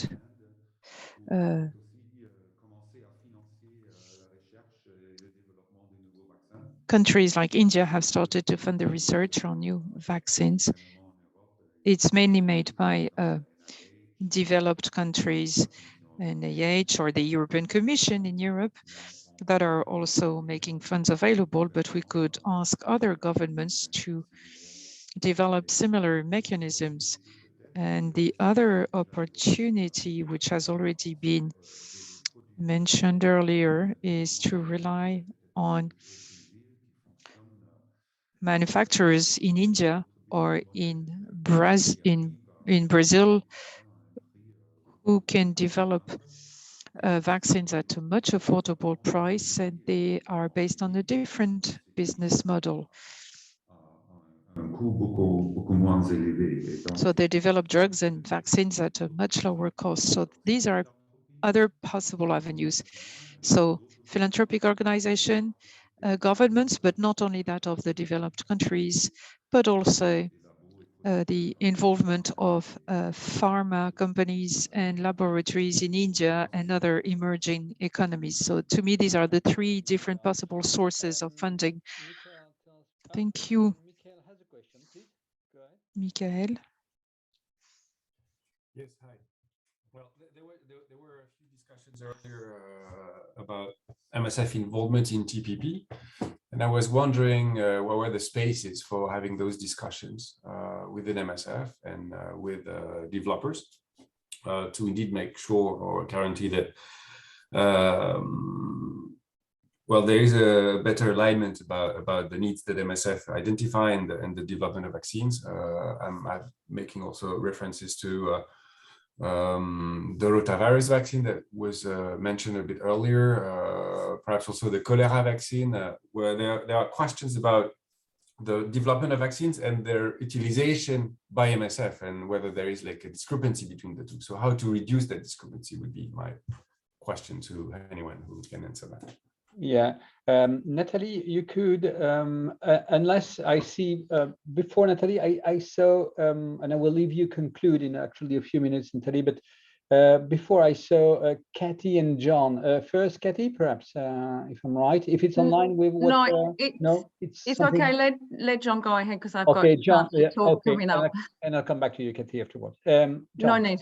Sure. This was also sort of a complement to the question that Mikhail is posing about our role in discussions about target product profile. But it's not just the vaccine profile that's interesting, but it's also how it's used in the field, because the same vaccine used differently in different contexts can have a very different result. And I'd like to know also what's the role of MSF and Epicent in trialing new techniques in vaccine usage. And it's not always our choice, because sometimes it's a regional or national advisory discussion. But what role can we play in developing new techniques in rolling out vaccination? Okay, so we're going to answer Rebecca first, and then Natalie, and Natalie will conclude. Thank you. Rebecca.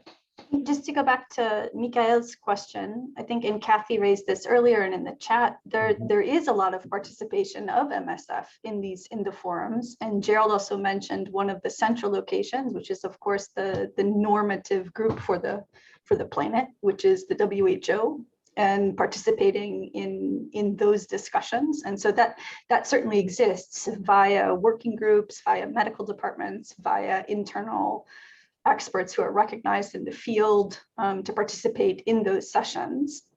And that's extremely important. And often those TPPs of which Gerald described are what developers use to then advance the development. They use it as a guide. And so participating in those discussions is important. But it's not everything, what John mentioned, which is there are many other points where one can intervene. TPPs are tough also because it's easy. It's also not, it's usually an aspirational goal. And so sometimes the end product may meet the minimum requirements, but not the optimal ones. And so participating in the entire process along the way during those development phases is also important. And so to respond to John, yes, I think that there is a role for MSF and its satellites to play in the development of those products to ensure things as though, for example, that I mentioned earlier, that the end use of the product is one which is adapted. A sort of counter example, or one which is more thorny, is the one that Natalie raised and also Gerald did, which is the RVSV vaccine manufactured by Merck for Ebola Zaire. And the way that vaccine was trialed is during an epidemic, which is extremely difficult to get clinical efficacy during an epidemic. But it was trialed using a strategy called the ring strategy. And so its use then, its final use, is then determined by how that vaccine is trialed. And so again, not to belabor this point, but it is extremely important to participate in that process, either more passively as a part of weighing in terms of the design of trials and participating in discussions, actively in terms of actually doing them. We're participating in a consortium, and then also ensuring that there is a form of public component which expresses the needs and desires in terms of not only MSF, but most importantly for the populations themselves. Absolutely, thank you. So I don't think there are any other questions. So Natalie, can you continue on this point and perhaps give a small first preliminary conclusion? Or ask me, and I'll ask after maybe Gerald if you had something else to add, or if it's fine with you. I would not Natalie to conclude, but Gerald, please. Sorry, Nat, again. Sorry, I'm just coming off mute. No, I think it was a really good discussion. A lot of things have been said. I think one thing that maybe we didn't touch upon really, which I think is also important, is that if you think about new vaccines being rolled out, or those vaccines that are relatively new, it is not only about cold chain or vaccine purchase, but there can be other obstacles as well. And I'm really talking about things like vaccine hesitancy, for example, and other societal factors, which I think need to be addressed as well. So just wanted to add that as a final thought here. Thank you. Absolutely, Gerald. Yeah, good point. Nat, thank you for waiting. Yeah, I mean, I wanted to come back to what John actually said and what Rebecca's mentioned, which is, you know, we do talk about starting with the TPP, and it got mentioned in the videos with Natalie Strub as well, was actually how do you generate a TPP, and you have to start from, I think within MSF, we have to start by us deciding together, well, who do we want to vaccinate for what and why? And that means who do we want to vaccinate? So not like what vaccine should exist in the world, because I think, you know, there's a point where we're not the global health, you know, the global public health kind of agency like the WHO. We are a particular organization, and I think we could decide the vaccines that we want to use and what that means, what the criteria are, knowing that they might not ever arrive, because, you know, there's plenty of risks, as Gerald has talked about, in developing new vaccines, and we might not get in the end the precise vaccine we want. But we should be very clear about what vaccines we would use and for who and why. And I think that's the start of then engaging in these discussions about the TPP, and knowing, you know, I've engaged in discussions about TPP for other products. Vaccines are much more complicated, but at the same time, you have to kind of say, well, who do we want to treat? Who do we want to vaccinate? And then start working on developing what would we need to do that? What product would we need to do that?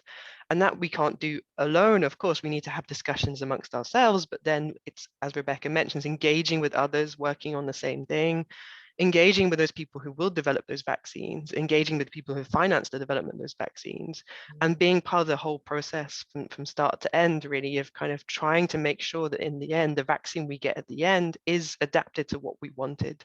And I think the Ebola vaccine is a very good example, because we've emerged with a vaccine. It has some very good, qualities, but we're not able to use it in the way that we want to use it today.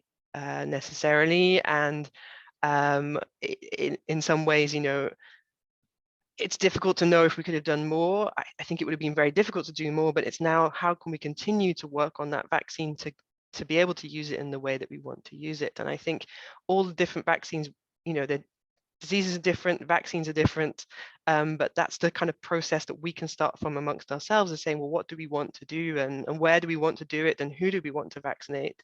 And then we can start engaging then in the various steps of the process to make sure that the result in the end, you know, hopefully we'll get there and get the vaccines that we want. Okay, I think it's been a really good session. Thanks very much, Emmanuel, for moderating. It was very, very smooth.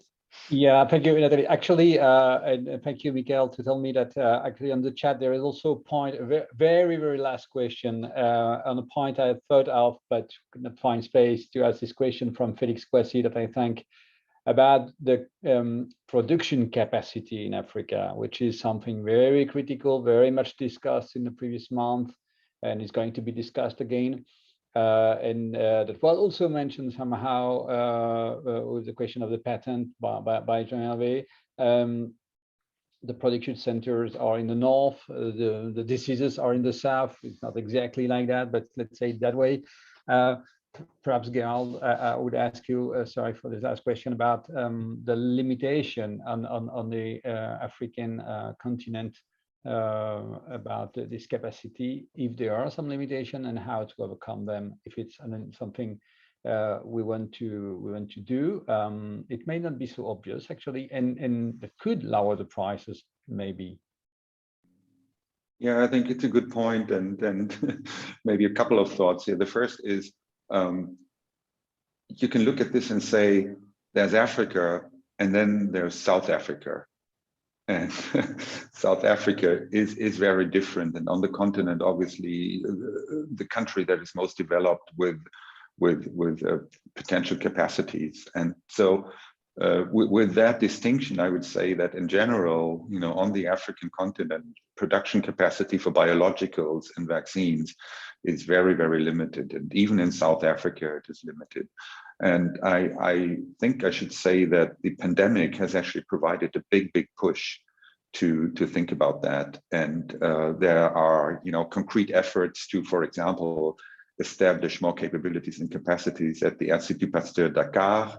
There are initiatives in South Africa. I just saw, I think this morning, that there was something in the South African news where it said that I think one of the institutes in South Africa had basically cracked the Moderna mRNA code and will now be able to make the vaccine. And you put that together with the previous commitment from Moderna to not pursue any patent litigation, that's maybe a specific way forward here. But I think in general, I think capacity is not there, and I think it will be a long process because you don't want to compromise quality.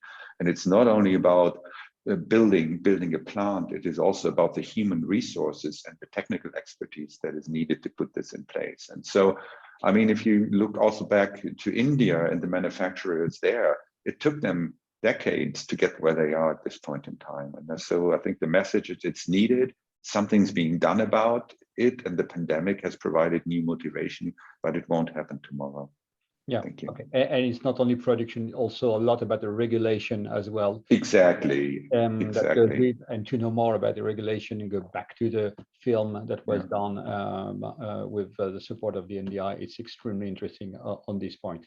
And Alain adds on the chat that actually the Access Campaign also published a report about that. So thank you very much. Thank you, the panelists, Nathalie, Erika, and special thank to Gail for joining us. And thank you to everyone. And Dr. Neumann, we're on time or about on time. We are totally on time. Thank you, Emmanuel. Yeah, just a quick word. So we are going on break. May I ask you to actually remain connected so that we can start on time and not wait for everybody to be back in the room. We are back here in exactly 10 minutes. So next session start at 11:30. Thank you very much all for being so active in the chat and in the room. And talk soon. Thanks. 10 minutes.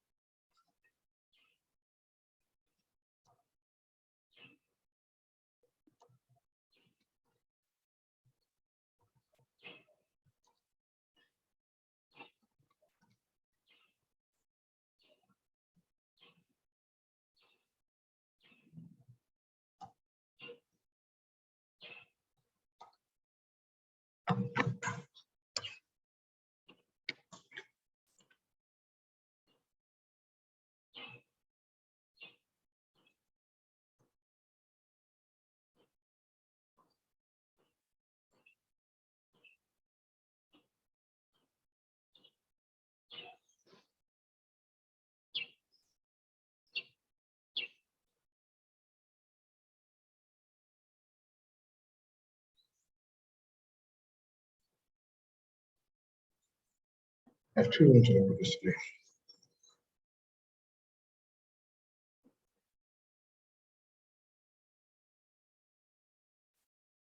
Hey, Chris. Hi there. How are you? Where are you? I'm I'm still in Kampala. In Kampala? Yes. Well, very nice. How is it? Yeah, it's okay. It's okay. I should be heading back in short order. I think 2-3 hours after we finish this, I'll be heading to the airport. Oh, okay. Great, great, great. Okay, well, good. We can hear you well, so it's nice. Oh, that's Oops, I shouldn't have spoken. You just cut out. Oh, I just cut out? Just a little bit, but otherwise Oh. it seems clear. Maybe you just turned your head, but yeah. No, you're clear. You're clear. Are you going to try? Have you tried your video? You're going to try that, or? Yeah, let me just try it and let's see what Okay, happens. let's try. Just a second there. Okay. Yes, nice. Very nice. You see me? Yes. Yes. Can you see me? Even though I should try to make this thing blurred. How do I do that blur thing? Let's see. My God, it's nice to see the Office? yeah, in fact, I'm going to change my background because I had a nice background before. I don't like the blurred look. I'm going to change mine if I can. I don't know if I can do that. No. I don't think we can actually. I can use earphones. Maybe that will make it clearer as well. But let's try this. Well, it's pretty good, huh? It's pretty good. And you can hear me clearly, yeah? Yeah, I can hear you clearly. Okay, good. Remind me to speak slowly because you know what I'm like. I'm So, talking about TV. Yeah, I had a quick chat with Jennifer, right? Oh, Jennifer Fury. Oh, Jennifer. Oh. Jen, how are you? Doing well. How are you? Nice to see you. Long time no see. I know. It's great to see you too. Yeah. So, are you part of the panel? Yeah, I am. I'm filling in for Manica. Yeah. Okay, excellent. Great. And we're working now. I'm in Geneva. I'm actually now with Guard P. Okay. So with Manica, same place. Manica, exactly. Small world. As always. Well, excellent to see you. Looking really well. Nice to see you. You as well. You as well. Haven't moved, me. Well, what's that? Moved. I haven't moved. Okay, I was going to ask. Well, maybe we'll run into each other at some point. Do you come by anytime? I don't go anywhere these days, but oh, seriously, yeah, indeed. One day, I used to go to Geneva sometimes, but yeah, I will one day. Yeah, so we look forward to seeing you. That'll be nice. Good. Yeah, absolutely. Good. Okay, great. And Bern is there. I saw him already on the list there. I saw him on the list as well. Yeah. I see him coming off. Hi, Bern. Hi, man. Hey, Bern. Good. So it's a real TB day. I forgot they were going to speak about vaccines. So that's good. We don't need to talk about vaccines. Already done. TIG. Check that off. That's right. Good. Okay, great. So you had a chat with Chris about the plan and stuff, and yeah, good. Yeah. Anyway, let's hope. Yeah, so just to say that I'll start off with you, Kathy, then Jennifer, and then we'll ask Bern to kind of give us the way forward. What do we do now perspectives, right. And then of course, hopefully there'll be questions and people who want to participate, and we can try to keep unless Bern makes the way forward so easy and clear, then we yeah we don't need to just got our marching orders. Let's go. Good. Can I ask a completely off question? Bern, did you get the action plan for the TB working group? Okay, good. Of course, everybody else is listening to our discussion, so he was obliged to say yes. I won't ask him if he's read it. And and Chris, what can you tell us about Uganda? I'm very happy, actually. There are lots of interesting stuff going on. The last time I came here was almost 3 years ago, so a lot of the things that we discussed are actually being implemented. So that's to see. Hi, Nat. Hi, Nat. Hi, everyone. Thanks for being there. It's going so well so far. So far, so good. Our little going very well. We've opened a tuberculosis discussion already for you. It was great. You see, I couldn't restrain myself. No, it's good. It's good. That's the whole point. We start with the vaccines and start talking about some of the others already. So yeah, it'd be great. Good. Yeah, let's hope lots of people have stuff to say. We need to be controversial.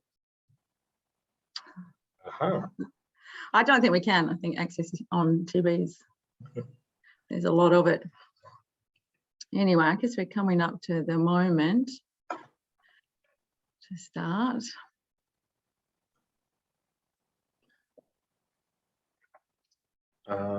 Suna says, okay, this is earlier in the morning. I think she says she's on mute. Let's see. You see, Claire says she recognizes that background. Do you see that, Chris? Sorry? And Claire Fotheringham says she recognizes the background. She's obviously been in the Kampala office. Okay.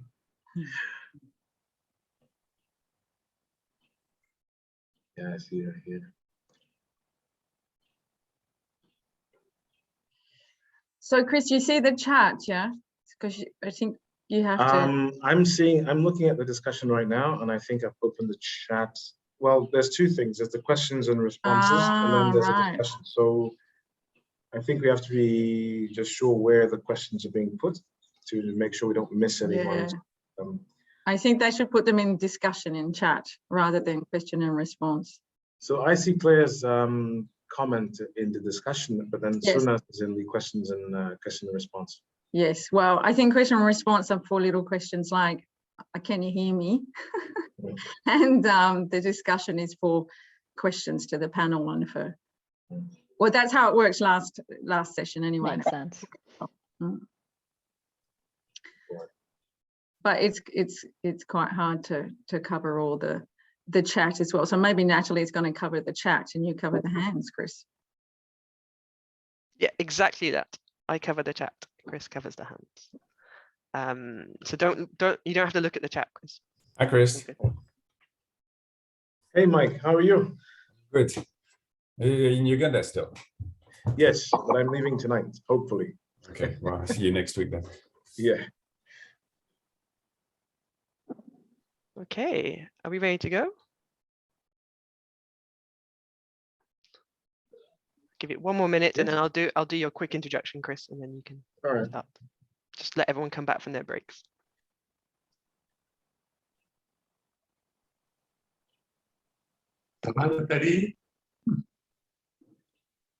You spend 2 months now. Hi, Chris. Hello, Khalid. How are you? I'm good. I disappeared from the office, right? Yeah. I'll be back next week. Yeah. Okay. Jean-Hervé, tu as dit quelque chose?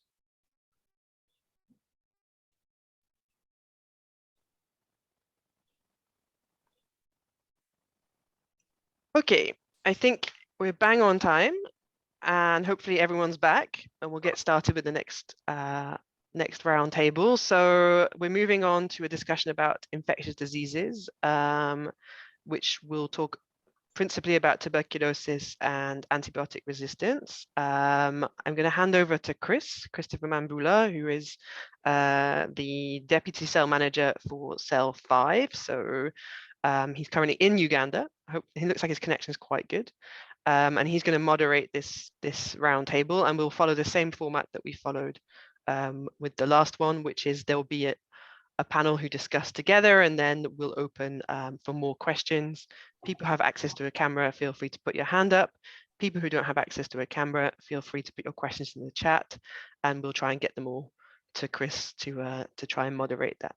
Okay, hand over to you, Chris. Thank you very much, Nat, and welcome to all the participants, but also people who are joining in to this discussion today.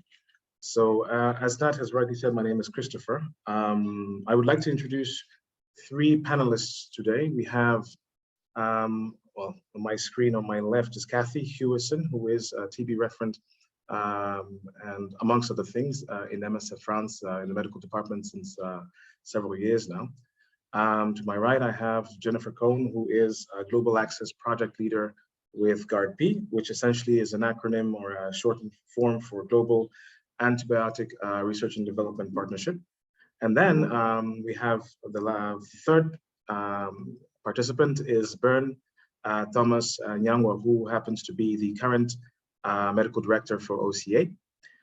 So I think we have quite a broad spectrum of individuals with experience in the subject we're going to be talking about today. So the topic, just to remind everyone, this is tuberculosis and antibiotic resistance.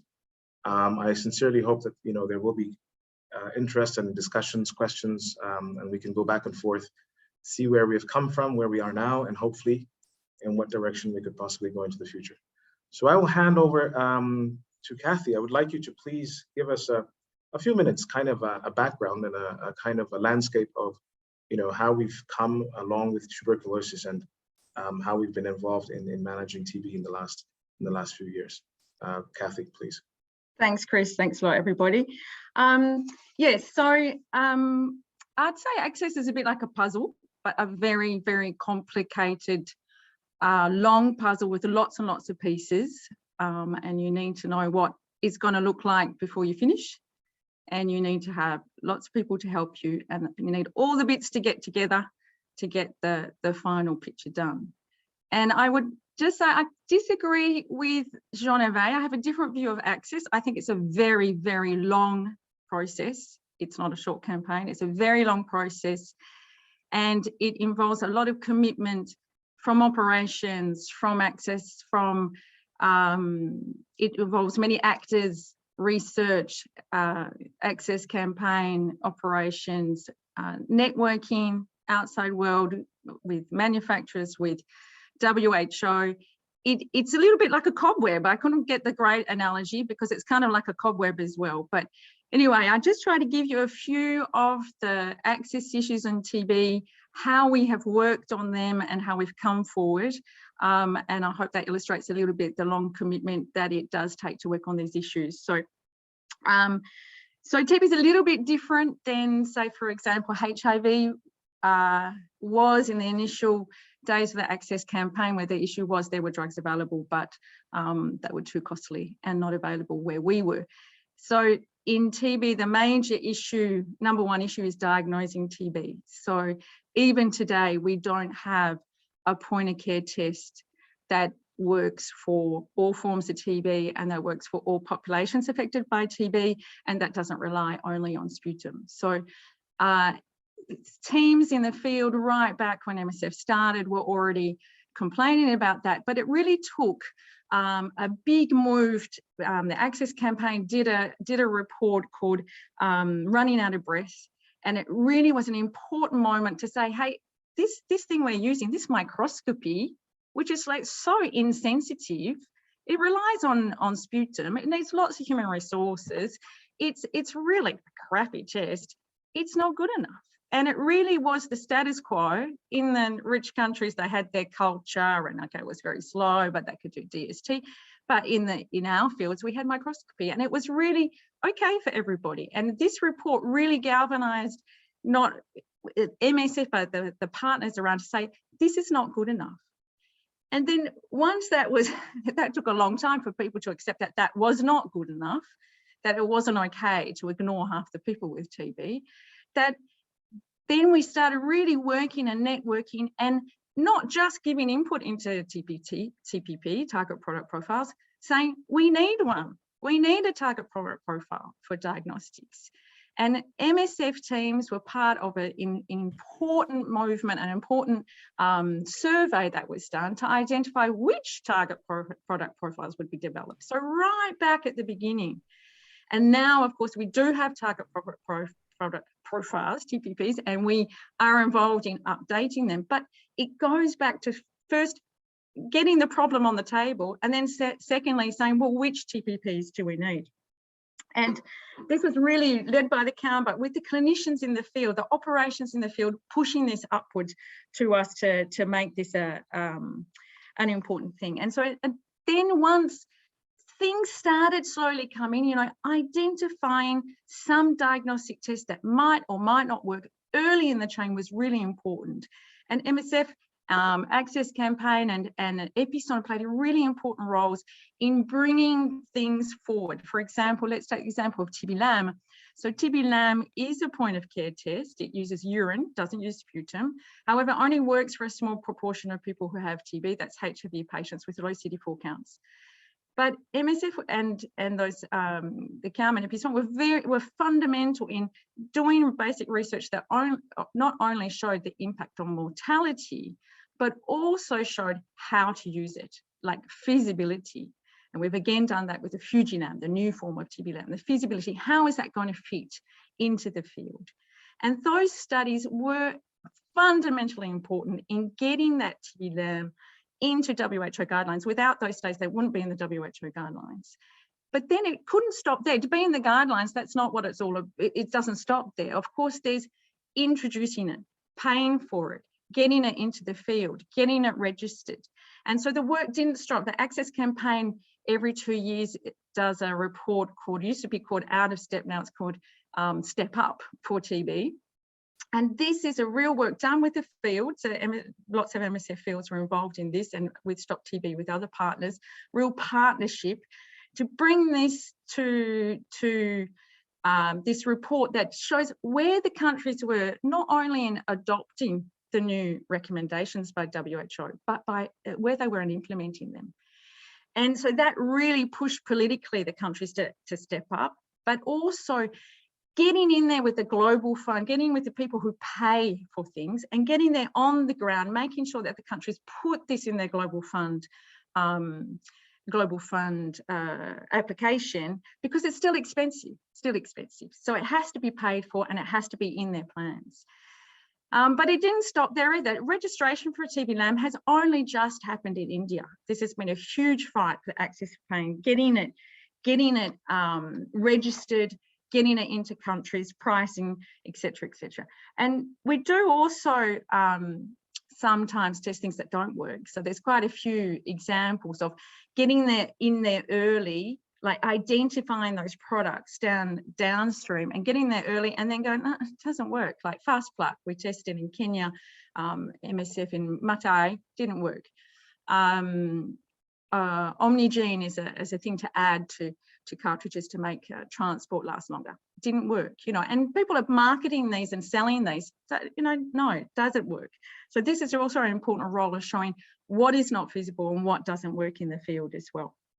So Expert, when Expert came along, of course, that blew our minds. We couldn't believe that there could be this like coffee machine that would put a cartridge in, diagnose TB and give you rifampicin resistance. You know, we were waiting 3 months. We were sending samples outside of the country to get a culture done and a DST done. People were waiting 3 months to get to know that they had rifampicin resistance.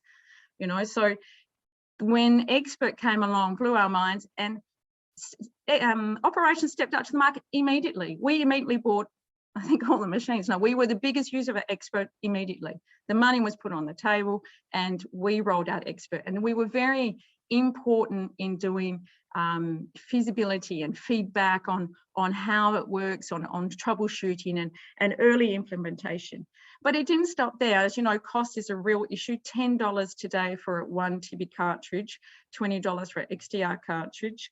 And we've got a big campaign, huge campaign, 5 for 5, trying to get Janssen to, CIFID to reduce the price of all their cartridges, COVID, Ebola, hepatitis, and HIV as well as TB. And one way, and I think this is something we've been, the Access Campaign and others have been very successful, is hammering this point about transparency. And we've recently been able to have some real wins on transparency, because they say how much it costs, but nobody can say, they don't give the details. So they don't say where the research came from. They don't say how much the little bits and pieces cost. There's no transparency. And so now it's starting to become, we've started to put it into TPPs, and we've started also just recently it's been put into contracts given for research that everything is going to be transparent. And this is very well explained in the video that the crash came around, shared around.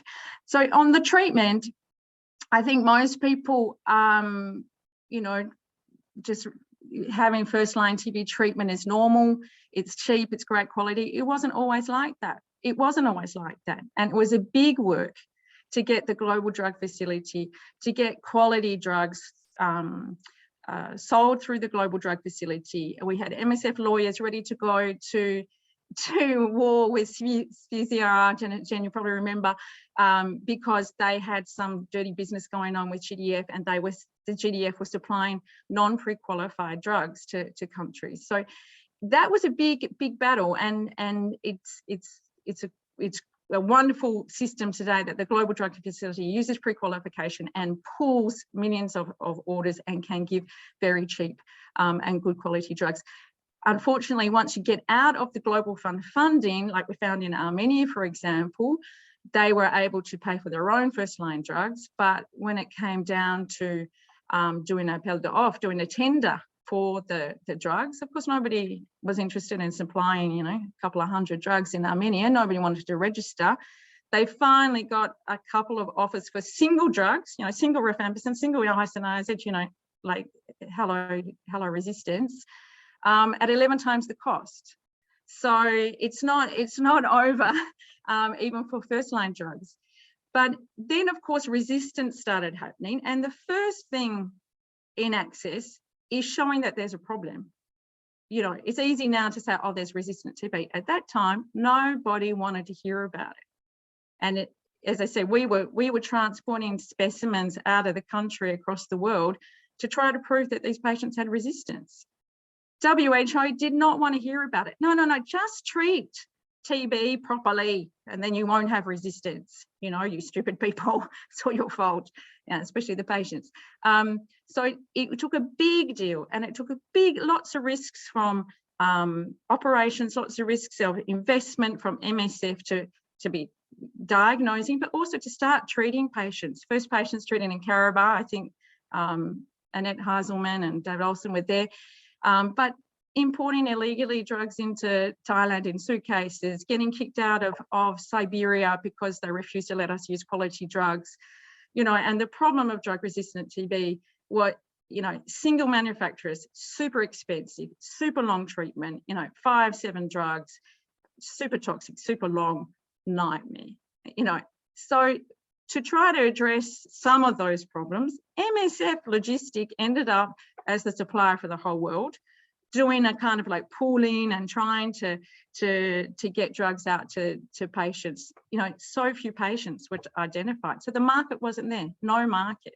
So it's a really big thing, is to create a market. And then that role was taken over by GDF. But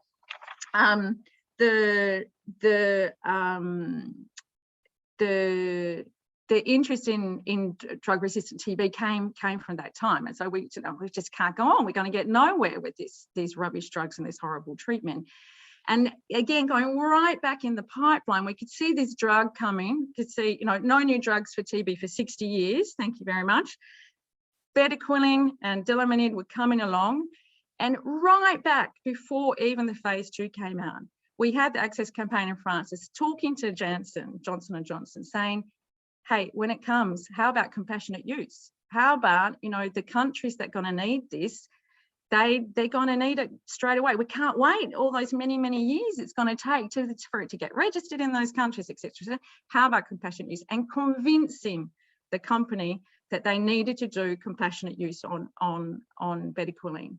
And that took years. And then it took another 2 years to convince WHO, got it into the WHO guideline, and then another few years to help the countries, Armenia and Georgia, for example, to put that into their programs. And subsequently, the day it became available, Armenia was the first country to use it under compassionate use. And it was 2 years until it became available on the market. So they gained 2 years and lots of people's lives.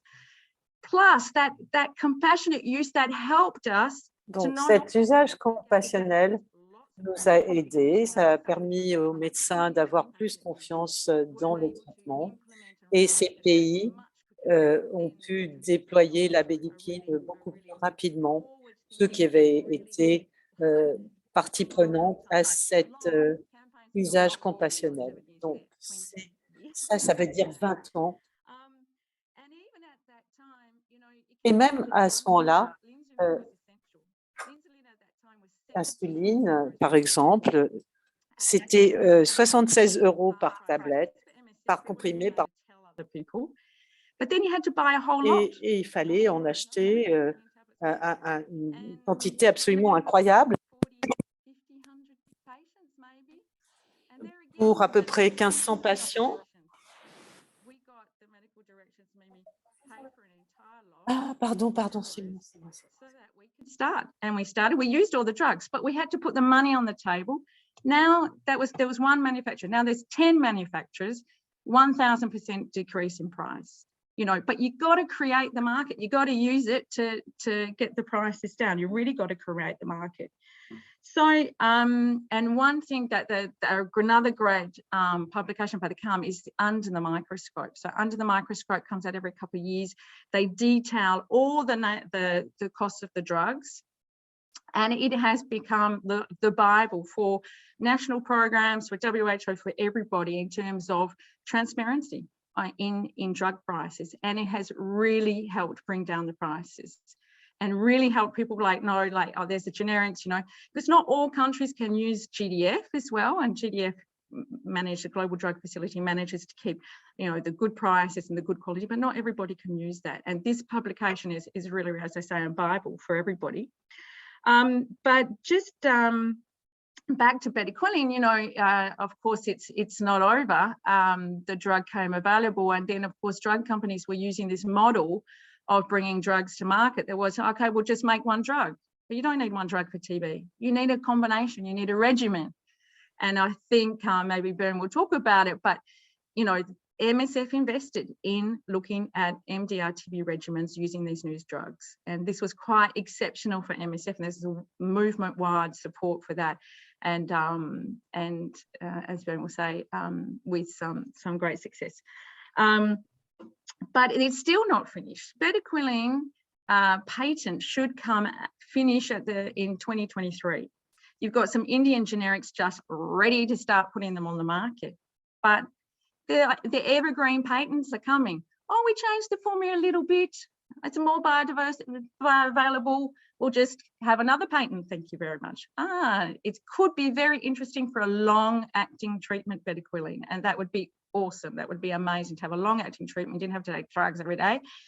Another patent. There's some potential pan-TB regimens coming up. So meaning there's no more of this drug susceptible and drug resistant. It's a regimen that will cover everything. They've all got bedaquiline in it. There'll be another patent for the regimen. If it's got protonamide and bedaquiline in it, they both are still under patents. It's this evergreen patent. So right now, what we're realizing is that they're doing a lot of patent oppositions, trying to block those patents, those new patents that are coming up, but knowing that we need to go right back. And today there are a couple more molecules in the pipeline. Unfortunately, there are molecules looking very promising that nobody is interested in. So this is one problem. Nobody just wants to take the plunge because it's very long. And secondly, there's a couple from GSK, there's one from Otsuka, and we're already trying to get this idea of trying to avoid these patents right before they even do their phase 2 trials. Because when you come in, realizing the later you come in, the harder it is. So that's another issue. Hey, Kathy.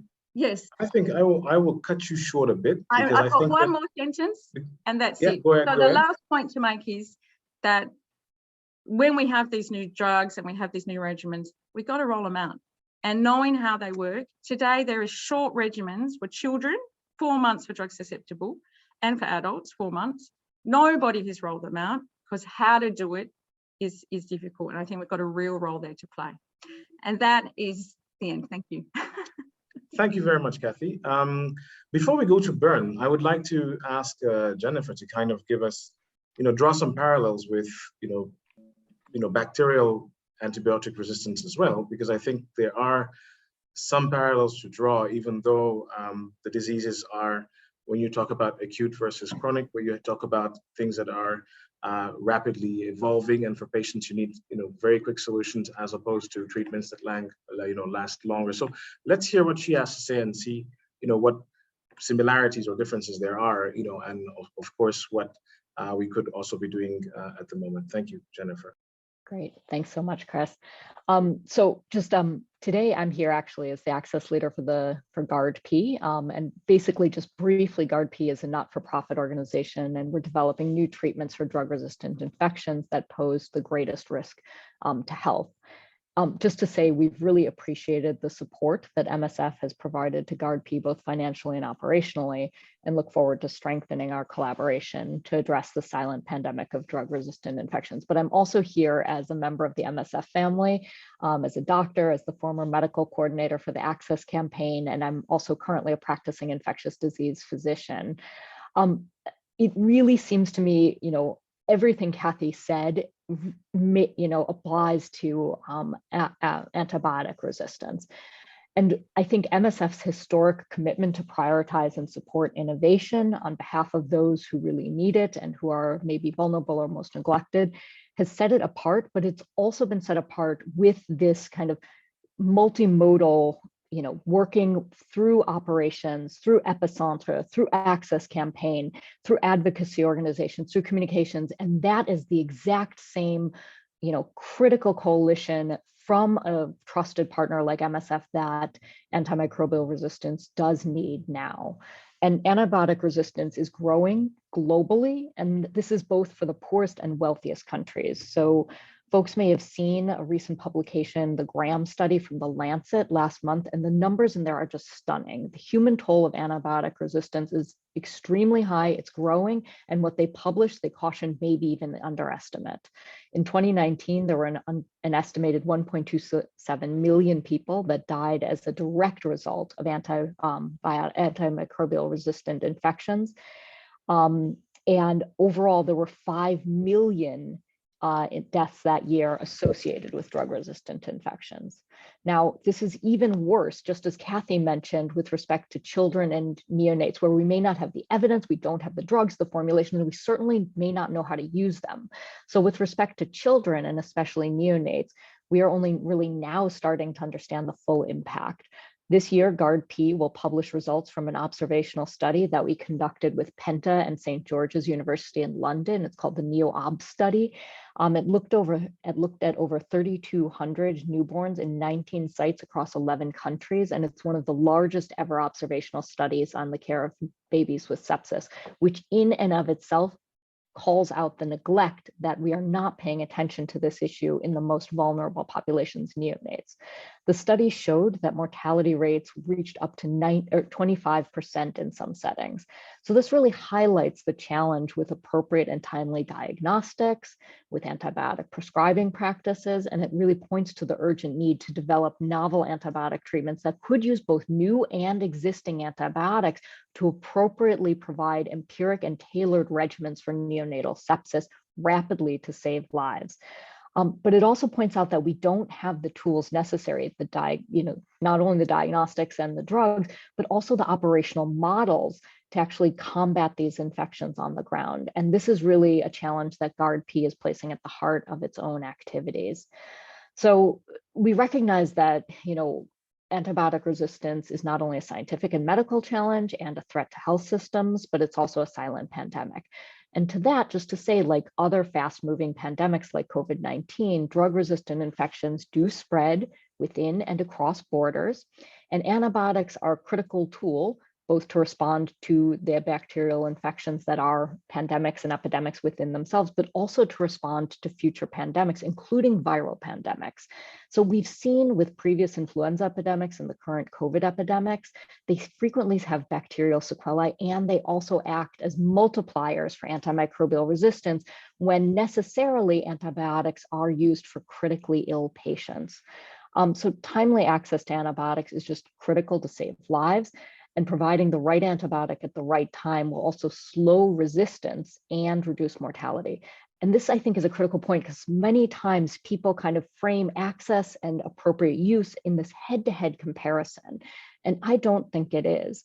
Appropriate use actually supports long-term access by preserving antibiotic effectiveness. So we need them to work hand in hand to really promote access holistically. So GARD-P works to tackle drug-resistant infections in 4 ways. It develops new medicines for the greatest public health needs. It generates evidence to guide treatment use, inform policies, and deliver impact. It ensures treatments are available to all who need them, and it shares knowledge, networks, and expertise. And we're specifically focused on developing treatments to address several unmet needs: serious bacterial infections in hospitalized people, sepsis in newborns, and sexually transmitted infections such as drug-resistant gonorrhea. Our focus is really on developing new and improved treatments using both existing and new antibiotics, particularly those in late-stage clinical development, but also a big focus on ensuring responsible and sustainable access. We believe that access combined and, supported by appropriate use of new and existing antibiotics sits at the heart of addressing antimicrobial resistance. But as Kathy mentioned, and some of these will parallel, there are just a huge amount of challenges to access for antibiotic and antimicrobial medications. So first, some needs are just not being addressed. The latest WHO review of the antibiotic pipeline shows that it is nearly empty when actually compared to the actual needs as defined by the WHO priority pathogen list. And this situation is aggravated by the fact that even when an antibiotic completes the clinical trials, market failures often lead to the antibiotic not actually remaining in the market or the company from divesting from future R&D, which means we're losing expertise, we're losing future drugs from the pipeline. Second, many new drugs, even if they're developed, are not actually registered where they're required. Third, there's insufficient or no clinical evidence to guide their use, whether for specific populations, especially children and neonates, or for low and middle income countries. And a lack of clinical evidence is actually worsened by a lack of up-to-date surveillance data, which can really help guide the sequencing of treatments to slow antibiotic resistance and address the most problematic pathogens. It's obviously also hindered, our clinical care is also hindered by the fact that we don't have appropriate diagnostics widely available. Fourth, many antibiotics are undersupplied to poor countries, and shortages have actually become the norm, not only in low and middle income countries, but also in Europe and the US. And unlike in TB, given that there's no global fund or GDF to help organize the market, as Kathy actually described for TB, new innovative, this situation is really problematic. The market is fragmented, there is very little organization. And I don't suspect we're gonna see a situation where there is that sort of global fund for AMR. There may be some increases in investments from Global Fund and others, but we may also want to look at a more innovative solutions that involve local or regional solutions to help pool demand, organize the market for sustainable access. And fifth, some antibiotics are just too expensive, due in large part to prices set by pharmaceutical companies that have exclusive rights to these products. And then last but not least, there's just been chronic underinvestment in strengthening systems for appropriate sustainable delivery. Evidence-based interventions are needed, and political and financial support needs to be mobilized to support best practices in on-the-ground use of antibiotics. And I would just note that failures in the antibiotic market are not just because of neglect of specific patients or countries, it's also because we're just stuck with this R&D model of developing antibiotics that doesn't address the actual needs. It's based on a set of rules defined by both intellectual property agreements that were signed over 2 decades ago, and it depends on kind of financial incentives for pharmaceutical companies investing in R&D, and it guarantees basically that they will continue to focus on blockbuster drugs that are chronic and that are not really defined by what, the types of drugs that are needed for antibiotic resistance, nor the needs for low and middle income countries in particular. So MSF, given its unique position of having medical expertise, extensive operations, deep relationships with diverse health systems and other key stakeholders, and dedicated units on innovation research and the Access Campaign, can address antibiotic resistance in a holistic way that's actually the way that's necessary, just as Kathy kind of described for what happened for TB. So first, MSF can be a trusted and independent voice in highlighting the real need for public health-oriented R&D and reliable access to both new and old antibiotics and diagnostics to ensure that clinicians, patients, and the community have the necessary tools to appropriately fight bacterial infections and maintain antibacterial effectiveness in the long run. Second, MSF can help develop, document, and disseminate critical evidence to improve how we address and manage AMR. This evidence can range from improving surveillance data to developing and testing operational models for appropriate introduction and use of new products. And given MSF's respected reputation and advocacy units, this evidence can also be converted to advocacy campaigns so that the models that MSF develop with kind of advocacy in mind from the beginning can be used to change policies, guidelines, and funding prioritization more widely. Third, MSF can tackle the difficult systemic issues around R&D systems, incentives, funding, medication pricing and registration, and supply chains that may prevent access and appropriate use. MSF can serve as an important thought leader and advocate for further solutions for these cross-cutting issues that require closely coordinated input from a range of actors, including policy, advocacy, medical, operational, economic, and research experts. Fourth, MSF can actually just be early adopters for new products, similar to what Kathy mentioned for bedaquiline, speeding access to populations that need these life-saving medicines and building best practices. And finally, there's a lack of international or even regional actors to support late-stage product development, entry, and use of antibacterials. MSF can help fill this critical gap. The coordinated work that Kathy described for TB between field, the access campaign, and Epicentre is just the sort of multimodal effort that is desperately needed to further access for drugs and diagnostics for AMR. So from GARD-P, we look forward to strengthening our partnership with MSF to tackle the growing threat of drug-resistant infections. Thanks. Thank you very much, Jennifer. Thank you very much. I will shift to Bern now. First, I think there's a question that was asked by Joral. I think you answered it in the chat, but maybe not everyone can see this chat. And the question essentially is MSF working with TB Alliance on the new regimens that Kathy had talked about in TB? That's a quick question for you, Bern. Yeah, thanks, Chris. So I'll just start with that part. Yes, we definitely are working with TB Alliance. One of the clinical trials that just showed some amazing results recently on shorter treatment for drug-resistant TB includes one of the drugs that the TB Alliance actually are developing, Pitomanid, and their partners and their collaborators in that process. I'm sure there's more that we can do to work together, but at least from that perspective of developing the clinical trials and implementing and ensuring that there are adequate supplies for it, we work with the TB Alliance. Thanks for that response. Yeah, I mean, I'm going to ask you perhaps a few questions to kind of steer this discussion in a direction. So, in listening to Kathy and listening to Jennifer, what I understand, what I see is that there are certain parallels in both diagnostics and in treatment. In diagnostics, obviously, there are gaps and there are limits. Things that are available are relatively expensive, not very accessible to many different populations. To treatments, same thing. And when the treatments are available, there are issues with children and Jennifer mentioned neonates as well.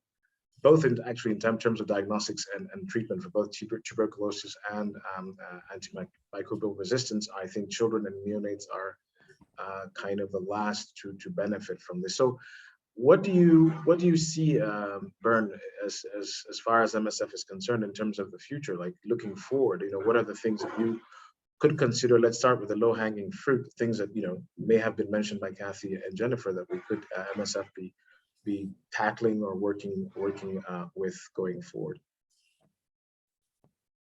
Yeah, thanks, Chris. I think the one thing that I would say about TB and AMR, I think it's a good example of discussions around access, because literally from diagnosis, treatment, prevention, you will that we need new tools. You find that we need to improve the current tools. You find that we need to improve access to the current tools all across the different areas in TB and AMR. I think coming to specifically on diagnosis, we don't, as Kathy highlighted, there are tools that are available that we're not using adequately. We're There's TB LAM that they can diagnose TB, yes, in a limited group of patients that can, surely benefit, but this is also a group of patients that have high risk of death.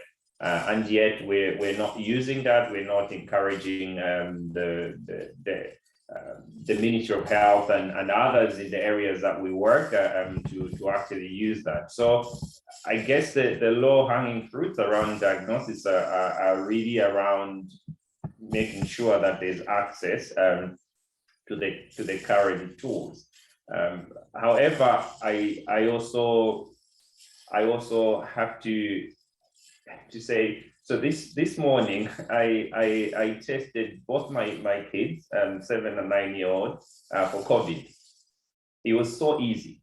I mean, this is a disease 2 years ago we did not know what it is, but I have easy tests, laboratory tests. I could test them this morning just to check. That is not possible for TB today. There has to be some complex process. There has to be a functioning lab that provides all of these systems and setup. Why is that the case? I would say in every area that we're going to talk about in TB and AMR, there is a question of lack of urgency and outrage. We're used to TB as, okay, it's there, it happens, and so on. So I think when it comes to the first low-hanging fruit is, come on, guys, let's be outraged about the absence of this. Let's be outraged that half the population that actually has TB can be diagnosed today. In this, in this day and age, we should not accept that. So again, this is not you could look at it from the global perspective, but forget about the global perspective. You can have the numbers globally, but it just means that in your particular project and in your particular clinic, it's happening. It's happening that half the patients that could have TB are not being able to be diagnosed because we do not have the right tools to be able to do that. Thanks, Bern. I mean, and then, but that also, would beg the question regarding treatments as well. So, what are those treatments? Do you think whether have already been produced in the pipes and are available, but also issues of access, whether it's in terms of production, whether it's in terms of cost, whether it's in terms of registration in different countries. So, where do you think MSF could also concentrate some of its energies? Yeah, for sure. So as shared earlier with regards to TB, the current treatment for drug-susceptible TB that is used in most situations takes 6 months, right? And it's relatively efficacious if it's properly supported and patients are able to take it. There are obviously recent studies and recent recommendations looking at possibility of having a shorter treatment regimen of 4 months, but more especially in children where you don't have to change anything actually. You really just have to identify the right patients to be able to access treatment for 4 months instead of 6 months. Is 4 versus 6 a significant change? Maybe maybe not when you're reading it on paper, but I mean, we would all agree that if you have a child who's taking treatment daily, if they have to take it for another 2 months after, it's a big difference. So there is the basic treatment, which is for drug-susceptible TB with isoniazid, rifampicin, pyrazinamide, and ethambutol that we need to think about and see how that can be improved. For drug-resistant TB, on the other hand, we know that currently the treatment lasts 9 to 24 months. It's in most situations, patients are taking 15, 20 pills a day. If they're not co-infected with other illnesses, then they might probably take more than that, and the treatment outcomes are still not as expected. So globally, we're still around 60% in terms of treatment success for drug-resistant and TB. With some of the work that has been done with TB Practical trial, the Zinix and Nix trials from the TB Alliance and ongoing studies in NTB and other evidence, we're seeing that you could actually improve this situation. We've seen the TB Practical trial looking at a 6-month regimen that takes a maximum of 5 pills a day, that is showing to have a cure rate as similar to drug-susceptible TB regimen. This is, I think this is great progress looking at where we're going, where we've come from. Looking at the pill burden that the patients has, looking at even the adverse events profile in what you see with some of these regimens. So there is really a watershed moment to a certain extent in GRTB, that we're really moving forward and not accepting that GRTB needs to be much more complex than drug-susceptible TB in terms of not only the duration, in terms of the pill burden, but also in terms of the toxicity of the treatment. So it's really a big step forward. I guess the question that comes first is, nice clinical trial, nice study results. When do patients get access to this? When are patients going to actually benefit from this? Is it going to be the same as it happened with bedaquiline? Is it going to be the same as it happened, in fact, with drug-susceptible TB, when we did from 8 months to 6 months? Took us close to 10 years just to make sure that everybody has access to this. Is this going to be the case? And so there is a question there around how we react, how urgent we feel this is, and where we want to invest in trying to make a difference in patients' lives. Thanks a lot, Bern. I mean, I will come back to you for sure, because we've talked about some of the things that are already existing and the low-hanging fruit.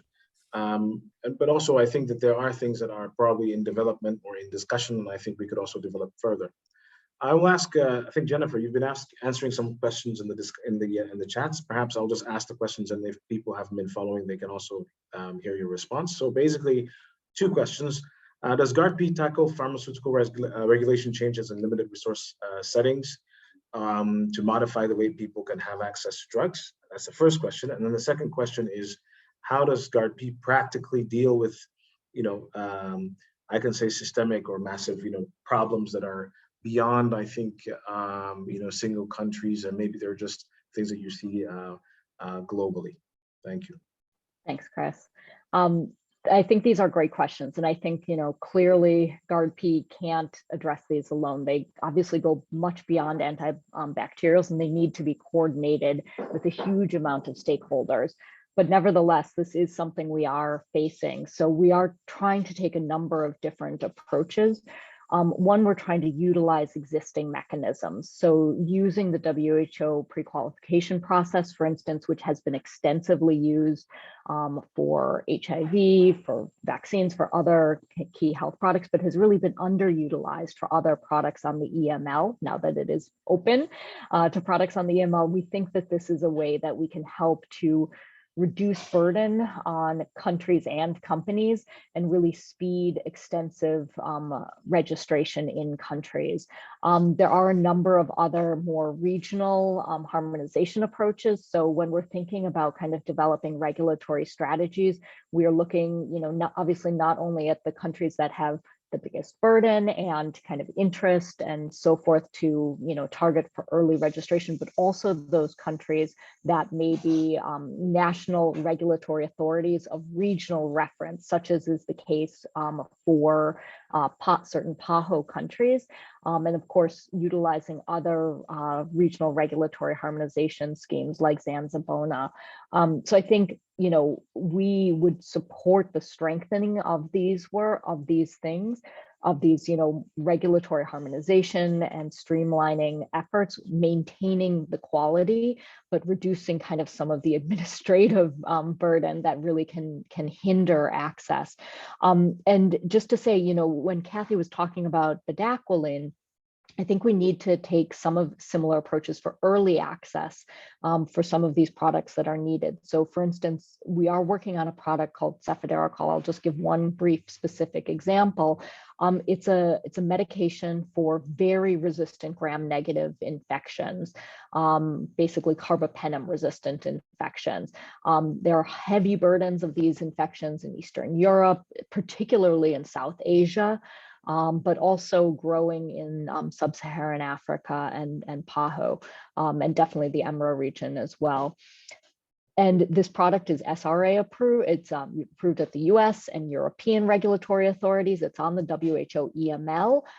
It has no other registration. So we are very interested in supporting wide registration, access, etc. But that may take time, and it may take time to get a second manufacturer that will provide a cheaper product before we can get that more fully on the market. So in that period of time, we want to approach this to see if we can work with several countries on compassionate use or early access programs, pre-registration early access programs, so that we can not only speed the drug to where it's most needed, but also learn the lessons on how to use it so that once the product is fully registered, those projects can be, that product can be scaled more rapidly, and the lessons learned from early access can be used in other countries more widely for when the product is more widely available. Thanks for that response, Jennifer. I think, as you rightly say, some of these problems they do take time, but I think, linking up with different actors who have influence, I think, in different regions or in different, on different continents or more globally, I think would also help move this forward. I see Natalie Roberts' hand up. I see Kathy as well, but I will come back to a question that Michael Newman had asked just after Nat. So Nat, please go ahead, and after you, I will ask the question from Michael Newman. Thanks, Chris. Yeah, it's trying to make a little bit the link between TB and antibiotic resistance, because Burns talked quite a lot about how us MSF as practitioners, we've demonstrated new regimens for treatment, particularly with MDR-TB, and I do have a question about whether we could be playing a stronger role in drug-sensitive TB. So that's one part of my question, because we're very focused on drug-resistant TB, but is there now a role for MSF in drug-sensitive TB? And then extending that across to antibiotic resistance, there's been a lot of talk about MSF. We see patients, we can document things, we can advocate, we can speak out, but actually as practitioners, which we are, is there a role for us? And what is that role for us in antibiotic resistance? In diagnosing earlier, in treating earlier, in getting involved in developing these new products, in doing the clinical trials for some of these new products? Can we explore a little bit of that as well? And where would you see, in an ideal world, how should we be going about doing this?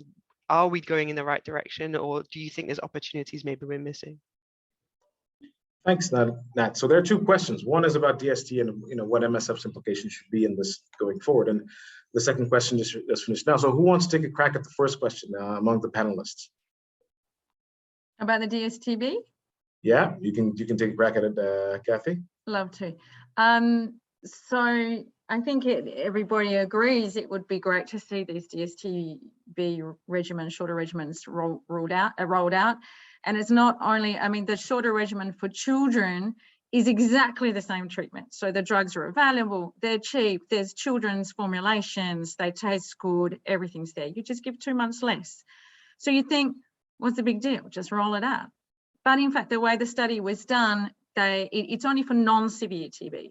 Okay, so that means pulmonary TB, but not bilateral, no cavities, and not extrapulmonary TB except lymph node TB. So the difficulty is they used X-ray to exclude severe TB. So for us, the real question is, can we roll this out without X-ray?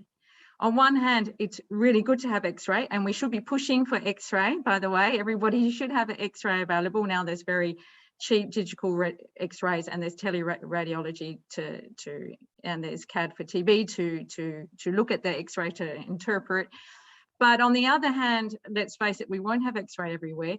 And so for me, it's a real operational research to show, you know, how can we roll this out safely and identify well the children who can benefit from 4 months easily. And in MSF, there is a certain real interest in doing that. But the barrier at the moment is very few projects who are involved at that level with drug susceptible TB, which is very frequently we diagnose and we refer to a national program for treatment. So it takes investing in projects can do that. And I think that's really something that at least a couple of projects should get involved in. I'm really pushing for that. So if operations are keen, we are too.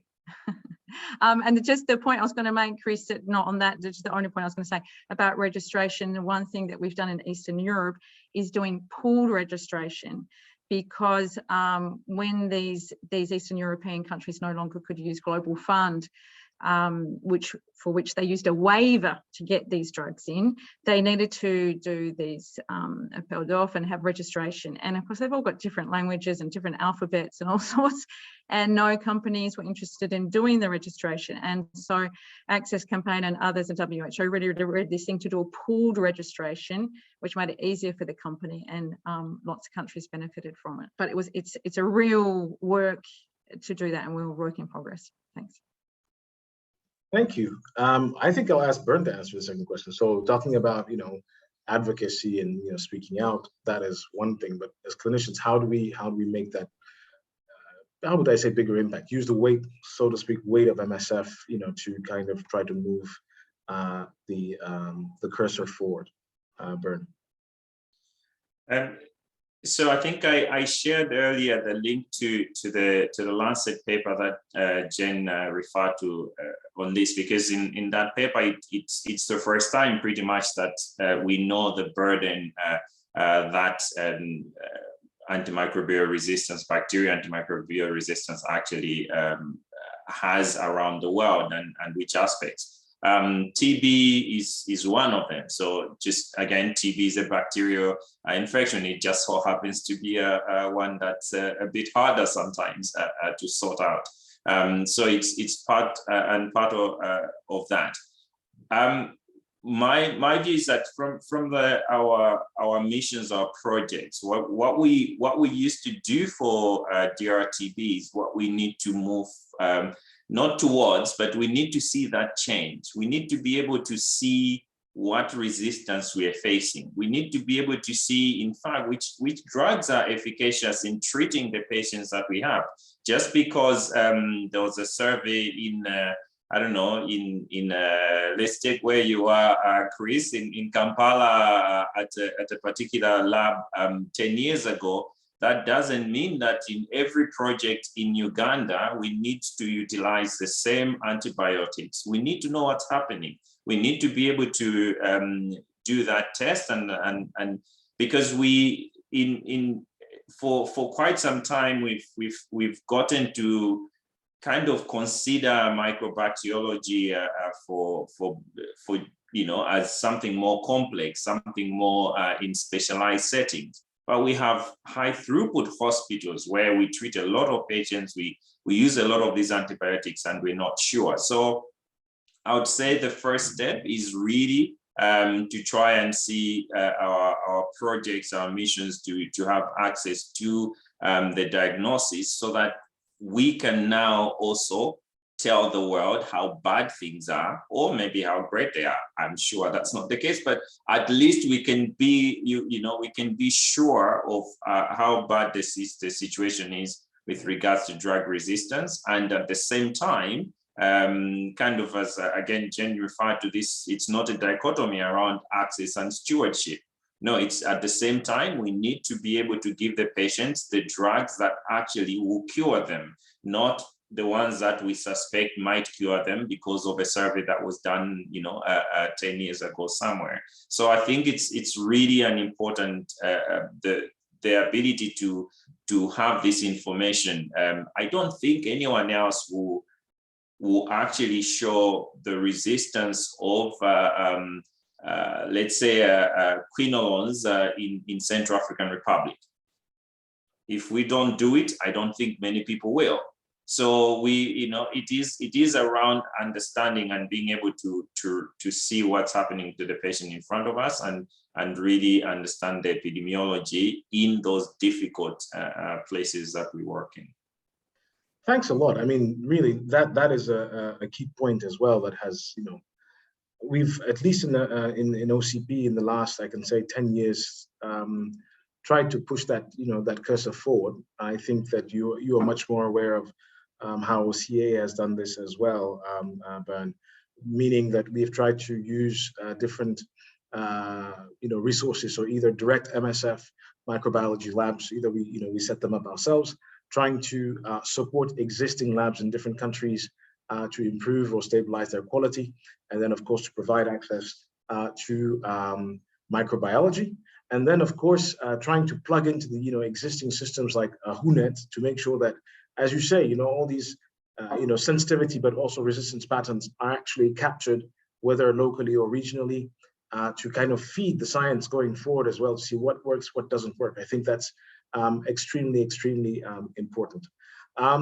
There are two questions, so I'm going to go back to Jennifer, and then I will ask a question from, so one is Michael Newman who's asking a question, and then the second one will be from Andrea, who is asking actually the perspective from the patient perspective, which would be interesting in the communities where we work as MSF. So the question for Jennifer is I think you've answered it in the chats, but again, I asked the question. So what's the development or production model of GARD-P, and then how do you work, or how does that your work intend to how it kind of interface with manufacturers, knowing that we don't produce, GARD-P doesn't produce necessarily vaccine drugs itself, and what kind of alliance or partnerships do you have, in fact, to move this subject forward? Thank you. Great, thanks, Chris. And I hope you don't mind, I might answer as well just a little bit of Natalie's question, just in terms of I absolutely agree with what Bern said. Better surveillance data, better local antibiograms, better sequencing of products, knowing which diagnostics are needed most so that you can do that lab strengthening, and for the micro labs, all of that is unbelievably critical. There are some more clinical research-based questions that I think would also be interesting, that may not be answered because potentially, as we saw in the Graham study, the same types of bacteria may not be predominant in the US and Europe as opposed to in South Asia in particular, such as Acinetobacter is quite a heavy, has quite a heavier impact in South Asia, Southern Africa, as opposed to US and Europe. And so there may be, some questions on Acinetobacter for certain types of medicines, because we don't know how to treat Acinetobacter very well, quite frankly. We don't know the right combinations. Combination therapy is recommended. There's virtually no evidence on which combination therapy. And in part, again, because the prevalence of, severe Acinetobacter infections in these high-income countries where most of the clinical trials have been done is much lower than in many of the contexts in which MSF works. So I think there is that. And then just finally, I think there's, a lot to be said about, more innovative diagnostic strategies. Could we have some kind of triaging diagnosis so that we can say, this person comes in, they have a severe infection, they're in a region with high carbapenem resistant organisms. Let's, push to develop a, carbapenem resistant lateral flow assay that works off sputum. That would be amazing. So I think there are really interesting, more innovative things we can call for. And then just finally, the state of operational research for AMR really needs strengthening. There are huge networks of implementers and implementation scientists working on HIV, on TB. there is not that for AMR, and there's certainly where it exists, it's quite siloed. So I think that really needs to be strengthened as well. And then with regards to our GARD-P's model, on working with manufacturers. So I think, it's a little bit tailored to the drug, and, if it's an old drug that's already, patent expired, it's generic, or if it's a new drug where it's, patented, only maybe approved, or will, the manufacturer may only be aiming to approve in SRA in Europe and in the US. The model differs a little bit, but it's just to say some of the examples that we have is we may be working on collaborative research to speed or strengthen regulatory data for neonates, for example, whereas as we know, yes, that's a requirement for most drugs, but oftentimes it takes a long time to get that data, and there's delays and delays and delays that are allowed by the SRAs, but we want to get that data so we can have the drugs needed to treat, the huge burden of neonatal sepsis, such as was demonstrated in our NEO-OBS trial. Or we may work with the manufacturer to actually to license a medication, and then that's patented, a new medicine, and then work on getting that license to a manufacturer, to distributors, et cetera, so that we can have a more affordable version that is registered widely, whereas the counterfactual would be that the originator would not have done those things. And then I think finally, we are interested also in older drugs and in supporting studies to look at how older drugs that may be underutilized can be used, sequenced to preserve kind of some of these more advanced drugs for more extensively resistant bacteria. So we may be working as well with generic suppliers or even some of the originators where there's only a single manufacturer to either think about a supply strategy, a registration strategy for them, or bringing in additional suppliers when needed. I think those were my main points on that. Thanks. Thanks very much for these responses. So Andrea's question is an interesting one, because we've been talking a lot about the science, about what things we could do, or what other I can say the manufacturing industry, the different regulatory bodies around the world could do. But there are people, behind all of these articles, behind all of these figures, behind all of this sensitive and resistant, it's actually people. So, and of course, human behavior drives these things forward. And the question that Andrea has is, what is the relative weight of social or cultural factors in tuberculosis and AMR fields regarding the overconsumption of antibiotics, beliefs about effectiveness or lack thereof of some antibiotics over others, and practitioners' reluctance to prescribe new DRTB drugs, for example, because of a lack of trust in patients linked to what he just mentioned before. So how do you see this? There are people, essentially you prescribe antibiotics, people have to take them, whether it's because of side effects, whether it's because they feel actually the problem with TB, I can put it this way, DSTB, is the drugs work so well that patients after 2 weeks feel that good, like, oh, yeah, I'm done, like, it's okay, I'm okay now. And so how, feel free, you can turn on your mics and give responses, like, what role do you think MSF can, if MSF has a role, in dealing and engaging with communities, with patients, and with persons who actually take these drugs that we're talking about today?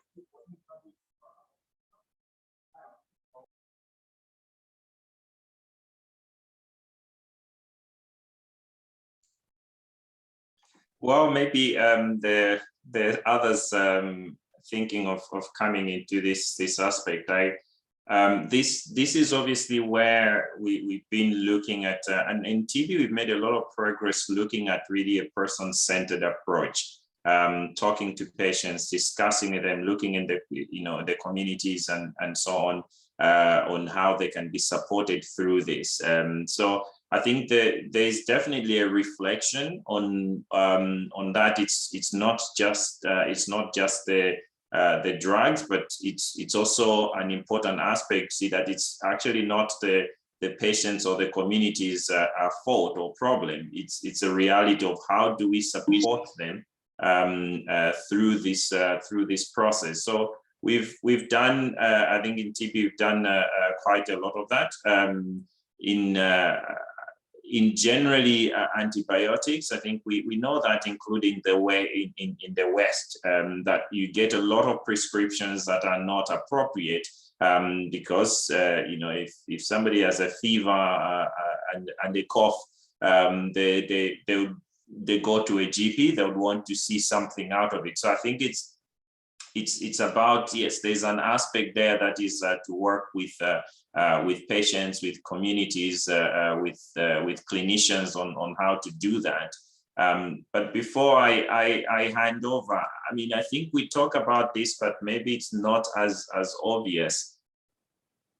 I mean, however we think of a patient or a community, if you're asking them to take 20 pills every day for 9 months at least, it's a non-starter. I mean, that's something we need to sort out. So the community aspect is important, but there's something there that we also, in terms of improving the actual tools to help us get there, is really critical. Thanks, Bernd. Does one of you want to respond or add something to that statement about, generally speaking, about patients and their own struggles, I think, in taking drugs that we're pushing at them, essentially, and how do we also work together with the communities? Kathy, you're on mute if you're speaking. I thought it'd be interesting to hear from Jen, but I'd just say that, yes, we were faced with that when we were so excited about bedaquiline. Some patients didn't want it, and certainly clinicians were really scared to use it. And I think for the clinicians, what was really important was evidence, and by creating the evidence themselves. So I think implementation under operational research conditions is hyper important, and the evidence, I call it evidence-based advocacy. This, I think, is our strongest tool in TB, and we've done a lot of it. And secondly, on the patients, I think, as Bernd says, we've come a long way, but we came from kind of bad place. But again, with bedaquiline, it was very much patient to patient, helped a lot. And I think it's really important to invest in getting patients involved at really fundamental levels. And I think Bernd can mention that there's patient groups involved in the protocol stages of the clinical trials, for example. So yeah, really getting patient groups involved at the same time and patient to patient is really helps as well. But evidence-based advocacy is something really important for clinicians. And for Jennifer, I think if you can add, go ahead. I was just going to very briefly add, I 100% agree with both Bernd but Kathy, in terms of we need to have kind of patient input into kind of clinical trials, particularly for community-based medicines or medicines that may be taken for a longer period of time. For instance, we are working on a medication called zoliflodacin, which is an oral therapy for drug-resistant gonorrhea. We need to know how that might be perceived as compared to an injectable. And it could be completely dichotomous. Some people are like, yeah, get me away from that needle. Some people will be like, no, the needle is stronger. Like, I don't want that. So I think we absolutely need to, get this information together, because the human element is the element. The other thing I would say is that, for HIV, we really strongly worked on, treatment literacy. And I think this is it's been done certainly for TB, as Kathy described, but less so for antibiotic resistance. And part of this is knowing when and when not an antibiotic might be helpful. And I think this sort of awareness can be helpful as well, just in the more broad, appropriate use of antibiotics that, patients have and communities have a role to play in demanding that they receive appropriate treatment. And sometimes that means not receiving an antibiotic. Thank you very much. I think you guys gave a pretty complete response. I saw, if I'm not mistaken, Mohamed Musoke was raising his hand. Maybe he wants to intervene. I do not know if your mic will work. Mohamed, if you're online. Yes, I'm online. You can hear me? Yeah, go ahead. Yes, I just wanted to reiterate on one of the points that you mentioned, because I just came back from Somaliland, and one of the things that we're facing okay, here we go that we have some new molecules that are really working well, shorter regimens. But the dilemma we have right now is that, if I give a practical example, majority of our cohort is actually refusing to take the short course regimens.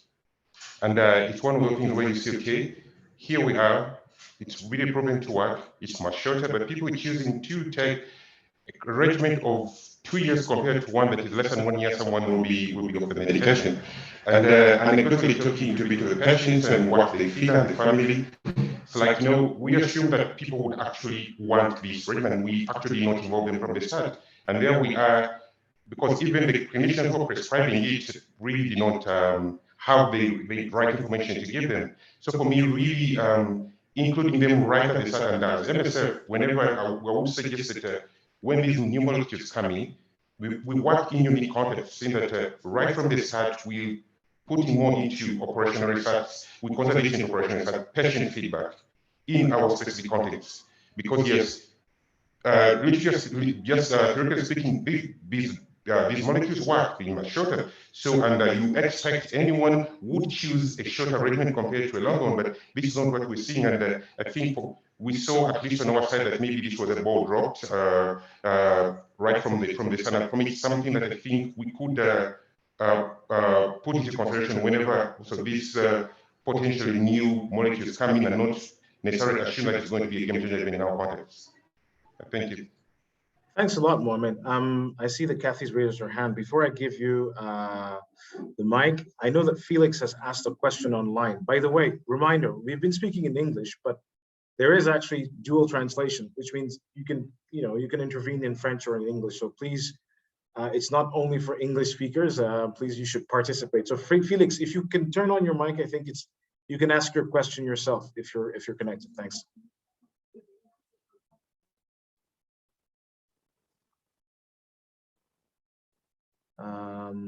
I don't see Felix, but I can ask the question on his behalf. So what he's asking about, and why I wanted to ask this question, because it's kind of a segue from the feedback from patients. All right, voilà.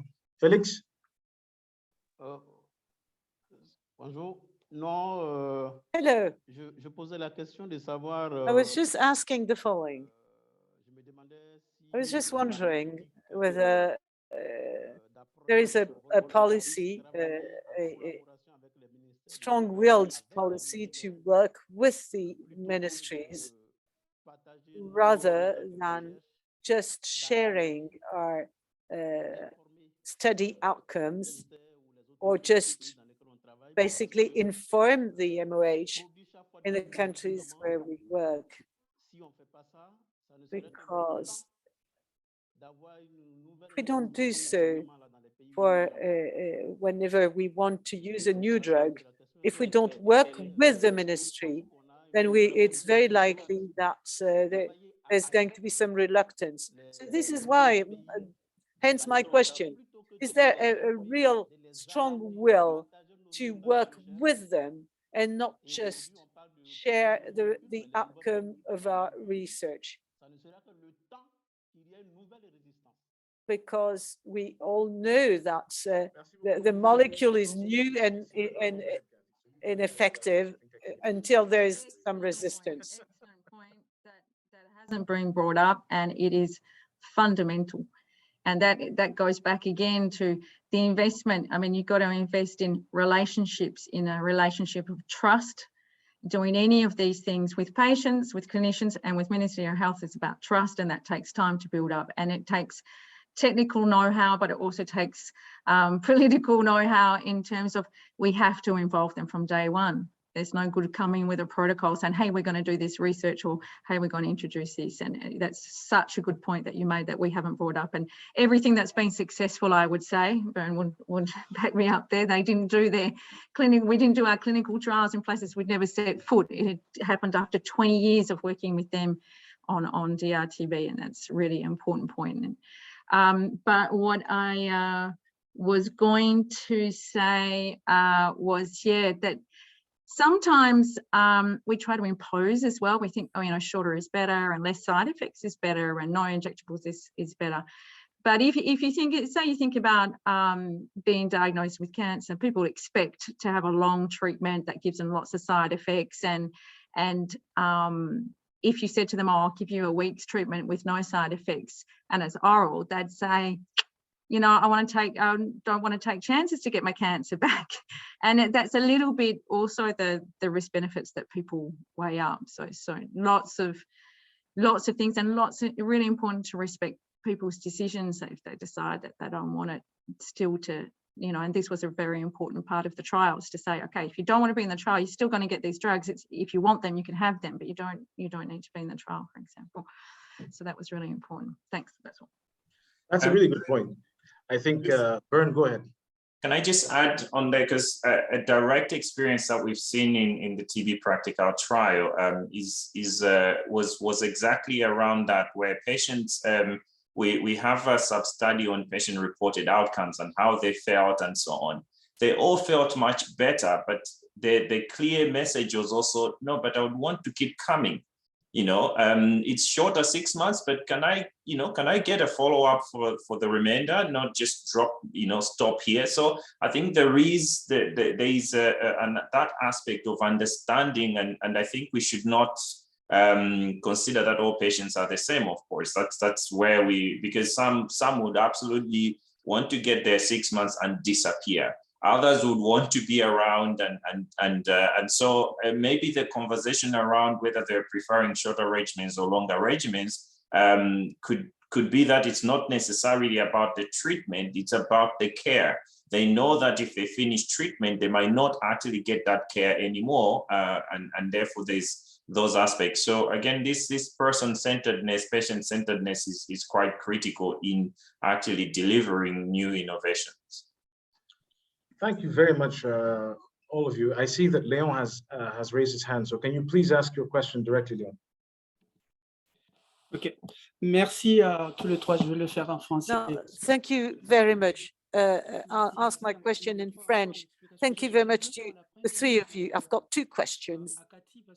First question to Cathy. It's quite impressive what happened. You see, with the new tools and new drugs, new treatments, sometimes it takes 2 or 3 years, you say, in order to be able to use them in the field. So I just want to relay this to you, tie this up with what Jean-Hervé said. Very often we say that the handing over the responsibility for new molecules used in a country, is it because of this that sometimes it takes so much time for the product to be used in the field? And you just gave the example of bedequalin used in a compassionate setting. Is it something that is an obstacle? Don't you think that we should change this so that we can be responsible for it? And maybe it's a question that we should put to ourselves as an organization. And also listening to you all, we've been asking for new tools and new molecules for many, many years now. And the progress is just incremental. And so should we go on with the same policy, or should we do things differently? Because we've been pleading for the same thing for many, many years now, and we can't really see any improvement or major improvement, let's say. So shouldn't we look at it from a different point of view, more particularly for MDR-TB and access to care for MDR-TB? Yeah, it might seem that we're not getting far, but I mean, it's black and white compared to 20 years ago. I mean, and that's what I'm trying to emphasize. It's really long. I mean, we've gone from having microscopy as a diagnostic to having a gene expert with 2 cartridges, and you can have the whole resistance profile almost. And so we have come a long way with a lot of things. But to your question about where it's blocked and where it's, TB-LAM is a good example. So TB-LAM, life-saving, reduces mortality of that very specific risk group. And we have worked very hard, and in all MSF projects we use TB-LAM. The problem is outside of MSF projects, And the blockages are costs, so getting that into the global fund things, but also the flow of the patients, where the patients interact with somebody who is able to do that test. So there's tasks shifting, you know, in some countries like South Africa, you have to be a laboratory technician to do the test. Whereas in other countries, Malawi, I think, or other countries, you can just be anybody trained to do that. You don't need to be a health professional. And it's a very easy test. Like Bern said, we can all do a COVID test. So that's one of the issues, but it's really how the patients fit into the flow. And I think we haven't addressed that very much. And if we look at Fujilam, where MSF has done this really important study, 4 sections of MSF, 4 projects, Homa Bay being one of them, and some of the focus group things that came up was about feasibility. The real question is, if it is so much more sensitive, even if this Fujilam might not be the one, but the next one might be the one, whereas it could be more sensitive than microscopy. How do we fit that into the flow of patients? Who is going to do the test, and which patients are going to be eligible? So that real flow of where to fit the tests and who gets the tests is something I think we can work more on, and we should work more on. But in answer to your question, can we be doing things different? I think we still need to stick to long-term investment, being on the ground, investing. That's the only way. But I would take a big jump and I'd say, let's go straight to the best technology. Right now, we got to go for whole genome sequencing. And, you know, you said that to me 5 years ago. I go, come on, in our fields. In fact, you can send more easily a sputum sample with some ethanol in it. You don't need to package it in the UN packaging. It doesn't need to be in cold chain. You send it, 2 days later, you get your whole thing done, even if it's done elsewhere. So, and in a few years, you'll be able to do it on a dry, you know, like a filter paper. You know, you don't have to have, you know, basic science isn't the only thing. You can go right to the top to make things easier. And I think Jen would probably agree with that as well. But yeah, I'd like to hear what the others say about what we can do differently to do better. Wow, that's, at least there's been some participation. I'm going back through some questions. I think there's one I had missed from Jacob Burns about R&D. I think you'd answer that question as well, Jennifer, regarding, you know, I think people who are not working necessarily every day in R&D ask the question that, you know, is the model actually a good model that we have today? Is it functional or is it broken? And if yes, how do we, you know, as MSF or as GARD-P or others who are working in this, on this, how can we move this forward or try to help, you know, restructure or, you know, be a part of that debate? Thank you. Great. So this is a huge question, and I would love others to also address this. But you know, I think it fundamentally comes down to that the R&D system at this point, for companies that actually can commercialize, can get the products out there, they are companies. They're for-profit companies, the vast majority of them. There are a few like Mologic that are either social enterprises or Civica RX in the US, that's a publicly held company, but the vast majority are actually for-profit companies that their bottom line is profit. And when they're looking at the potential, you know, return on a drug, essentially from the many drugs that are in their pipeline, they're going to look at, you know, what profit is this drug going to make me? When you're looking at an antibiotic, new antibiotics are going to be for smaller segments of the population. In general, you know, most people still have bacteria that can be treated by generic lower cost drugs. So the new drugs that will be patented that they can charge very high prices for, they're going to be used by smaller segments of the population for shorter, in general, for shorter periods of time, because part of what I, as an ideal physician, want to do is both for the patient and the pathogen is to not treat any longer than I have to stop that pathogen's infection. Because the longer I treat, the more risk of infection developing in that, of resistant developing in that individual. Maybe not for the target pathogen I'm trying to treat, but we're all just filled with bacteria. So all of those bacteria are exposed to any drug I'm giving a patient. So they're going to look at that and they're going to compare it to a cholesterol drug, a medicine for heart failure, a biologic for autoimmune disease. And they're going to say, nope, I'm going to choose the thing that's going to be a lifelong medicine that I can charge very high prices for, for markets that, place more value on basically value-based treatments. So small increments in effectiveness will buy you a large increment in price, as opposed to drugs that may be actually needed for public health purposes, for especially low and middle income countries. And that's really why things are not working well for antibacterials. And this is something that, has been brought up by MSF, particularly the Access campaign, for a very long time. And, we've seen its effects for quite some time, but it's almost, AMR is the poster child for that. And so I think we're getting really down to the wire here, and we are going to have to address this. I do think, interestingly, because of this, even pharmaceutical companies are beginning to engage in thoughts about what could be different R&D models.